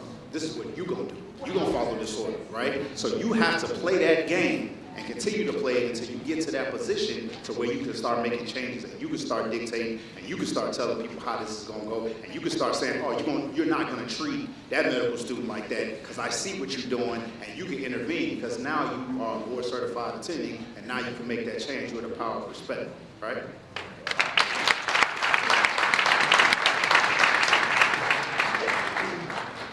He's so right. You have to play the game. I'll just kind of walk you through a quick journey of mine. So, I was going to pharmacy school at Xavier, and then I had to leave. I lost all my stuff because of Hurricane Katrina. So I had to move to Arkansas. I don't know if anyone ever been to Arkansas, but so, I go to pharmacy school there. It's about 200 kids in our class. It's me and one other black guy, right? So they're like, oh, none of the black males have made it through the program in about 5 or 6 years. It's been so dealing with racism is like navigating that and not failing. And you're talking about Southern, white, racism. So the next part of that was, I started working for Walgreens. I worked there for about 10 years. And the first place they sent me, because I'm the only Chicago pharmacist at the time when I was working for them, that had an Arkansas license. So they bought out a chain of pharmacies in Arkansas. Where did they send me? The mountains of Bella Vista, Arkansas. I mean, you can't get more redneck, more, and I mean, they bought out, and I'm in the mountains, I mean, real mountains, like cell phone doesn't work, people only come to town, maybe once a week or just to see the doctor, right? I mean, so one of the things that, got me through pharmacy school, got me through that experience, and similar experiences as being competent in my profession. And that's what's critical is you're always going to deal with racism, whether you're black, white, Latino, whatever it is, you're going to deal with racism, but you have to be competent. You have to know your stuff. You can't, like I said, but you can't BS your way through things. Just know your stuff. I mean, so I quit Walgreens.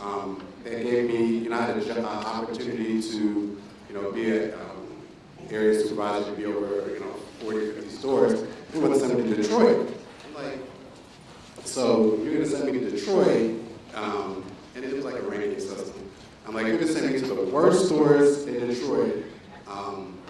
After I managed, I had moved from the South Side, I managed maybe 30 different stores on the South Side, and then moved to Naperville, right? And that was like a big struggle. They're like putting a black guy in the busiest store in Naperville and get a bonus and all this other stuff. It was a battle.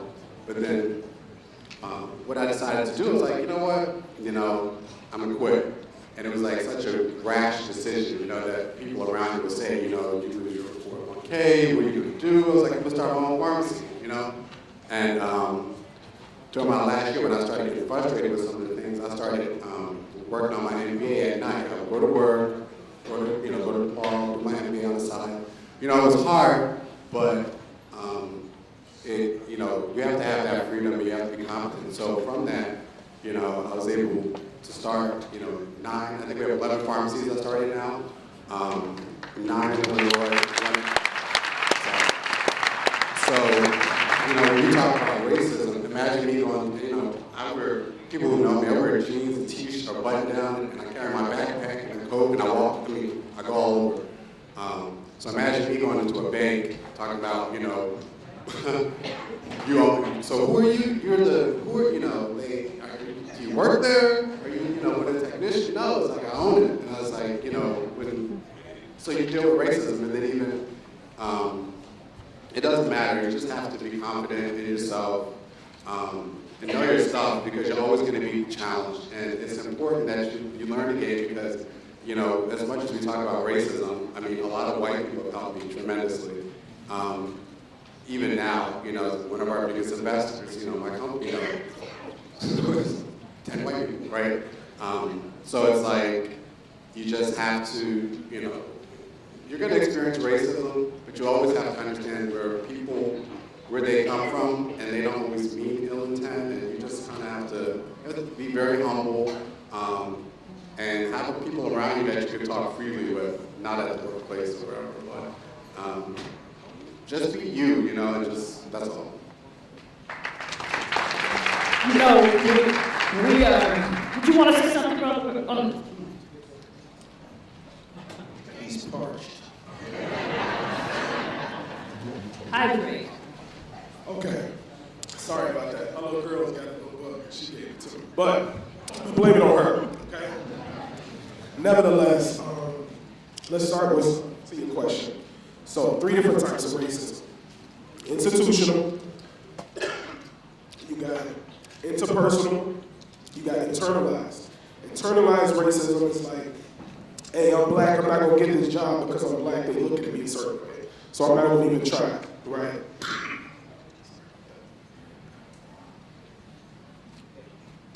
Bear with me. So, institutional, you know what that is, right? That's the police, that's not admitting anybody to medical school, that's lack of representation, etc. Then you got interpersonal. That's this person called me a name, small minds, strong backs, etc. That kind of stuff. The issue that most of us, like me and you, get caught up in is that the only one that changes things for everybody is changing the system, okay? So you gotta change the system to get change for everybody. We get caught in interpersonal isms, right? So I walk into my medical school, there's a professor, they treat me cool, but I feel like there's something off there. But then when I hear the students talk about me that are really close to the professor, it's antagonistic, right? They're not sharing with me the resources, right? So I'm starting to feel like they don't like me, right? Something comes up, you may date somebody in class or something like that, now all of a sudden rumors about that is flying around. Nothing that you can do you feel like ends up being a positive for yourself, you just feel like it's negative. And then you start internalizing it, right? And now that internalized racism starts to bear its weight in terms of you not studying, you're not doing what you're supposed to do, you slide back into the same practices that didn't get you anywhere, right? But then let's say you progress through, you play the game, like the brothers up here eloquated very, very well, right? You play the game, you get through, man. You become a resident, you become a attending or something like that, and now you're in a position to change things. The problem with most of us, either in medicine or in the streets, because I work with a lot of community organizers, is that we're so traumatized by what we went through that we only focus on those things. We focus on interpersonal, right? We want to get rid of somebody who talks bad about us.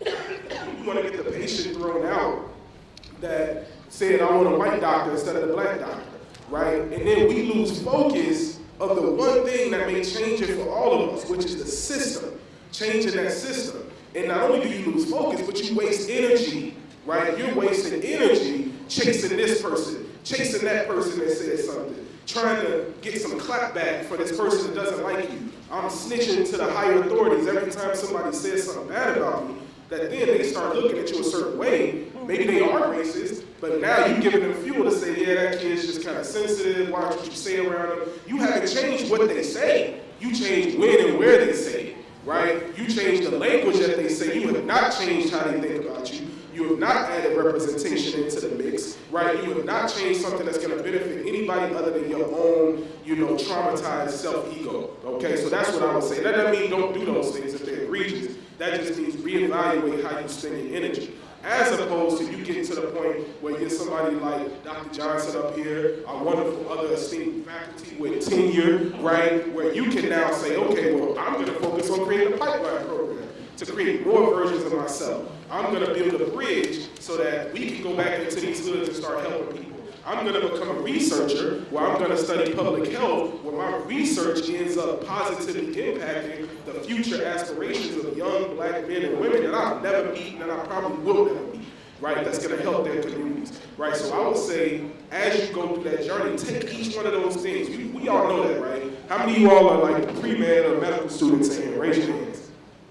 How many of you all of you all probably are, and those of you all who aren't, will be, you're going to write essays that talk about diversity, that talk about addressing healthcare disparities. You're going to talk about the lack of representation, right? Most of the students that I work with all acknowledge that there are very few people that look like themselves that get in that journey, right? But yet, when they walk as a third or fourth year medical student to my emergency department or to any wards or whatever, and you run into two scenarios. We'll take you through these scenarios with you, okay? So bed number one has a white family, right? And they're sitting in the room, their patients in pain, etc. Bed number two that has same nurse, right? But it's a black family, all black from south side of Chicago, wherever you're from, that's the hoods, right?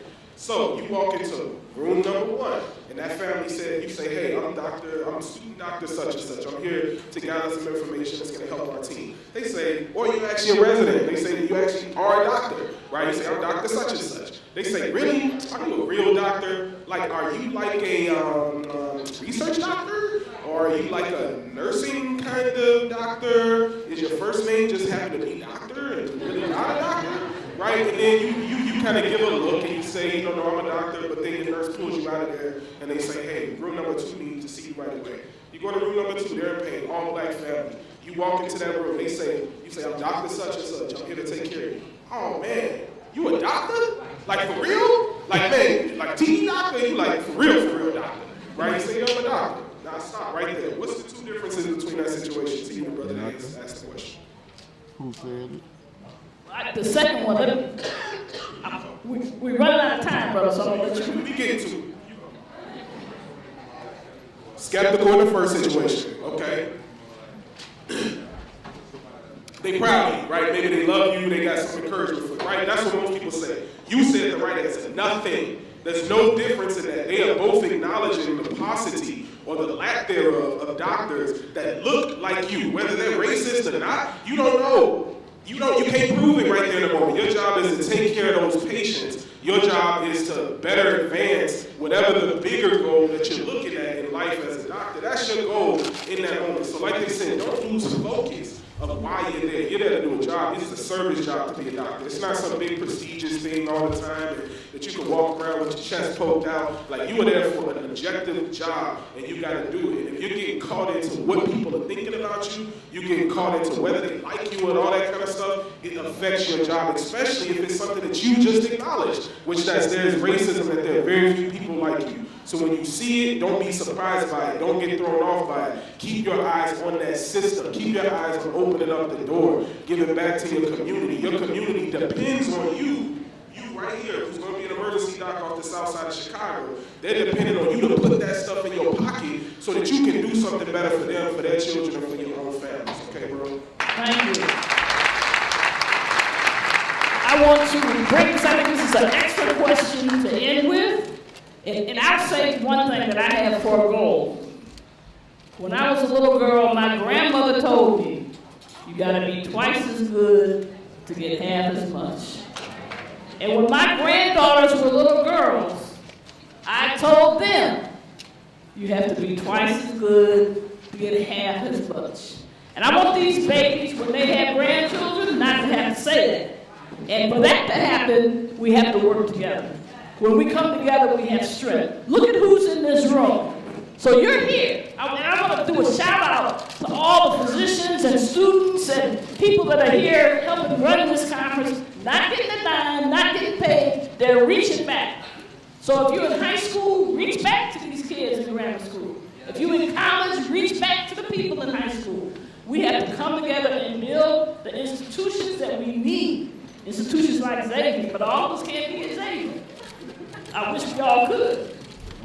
We got to have people in positions to have influence, and that means we have to come together and fight for what's important. And every one of you suckers that's over 18, vote.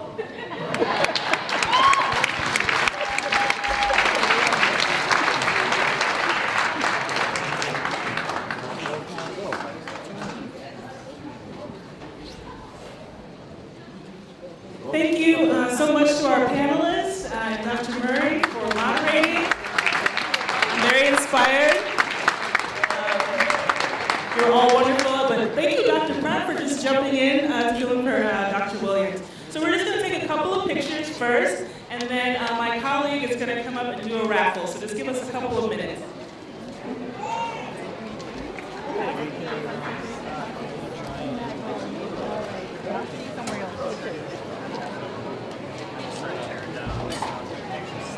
Can I get all healthcare professionals up to the stage for a picture, please? All healthcare professionals in the room. And med students as well, everybody.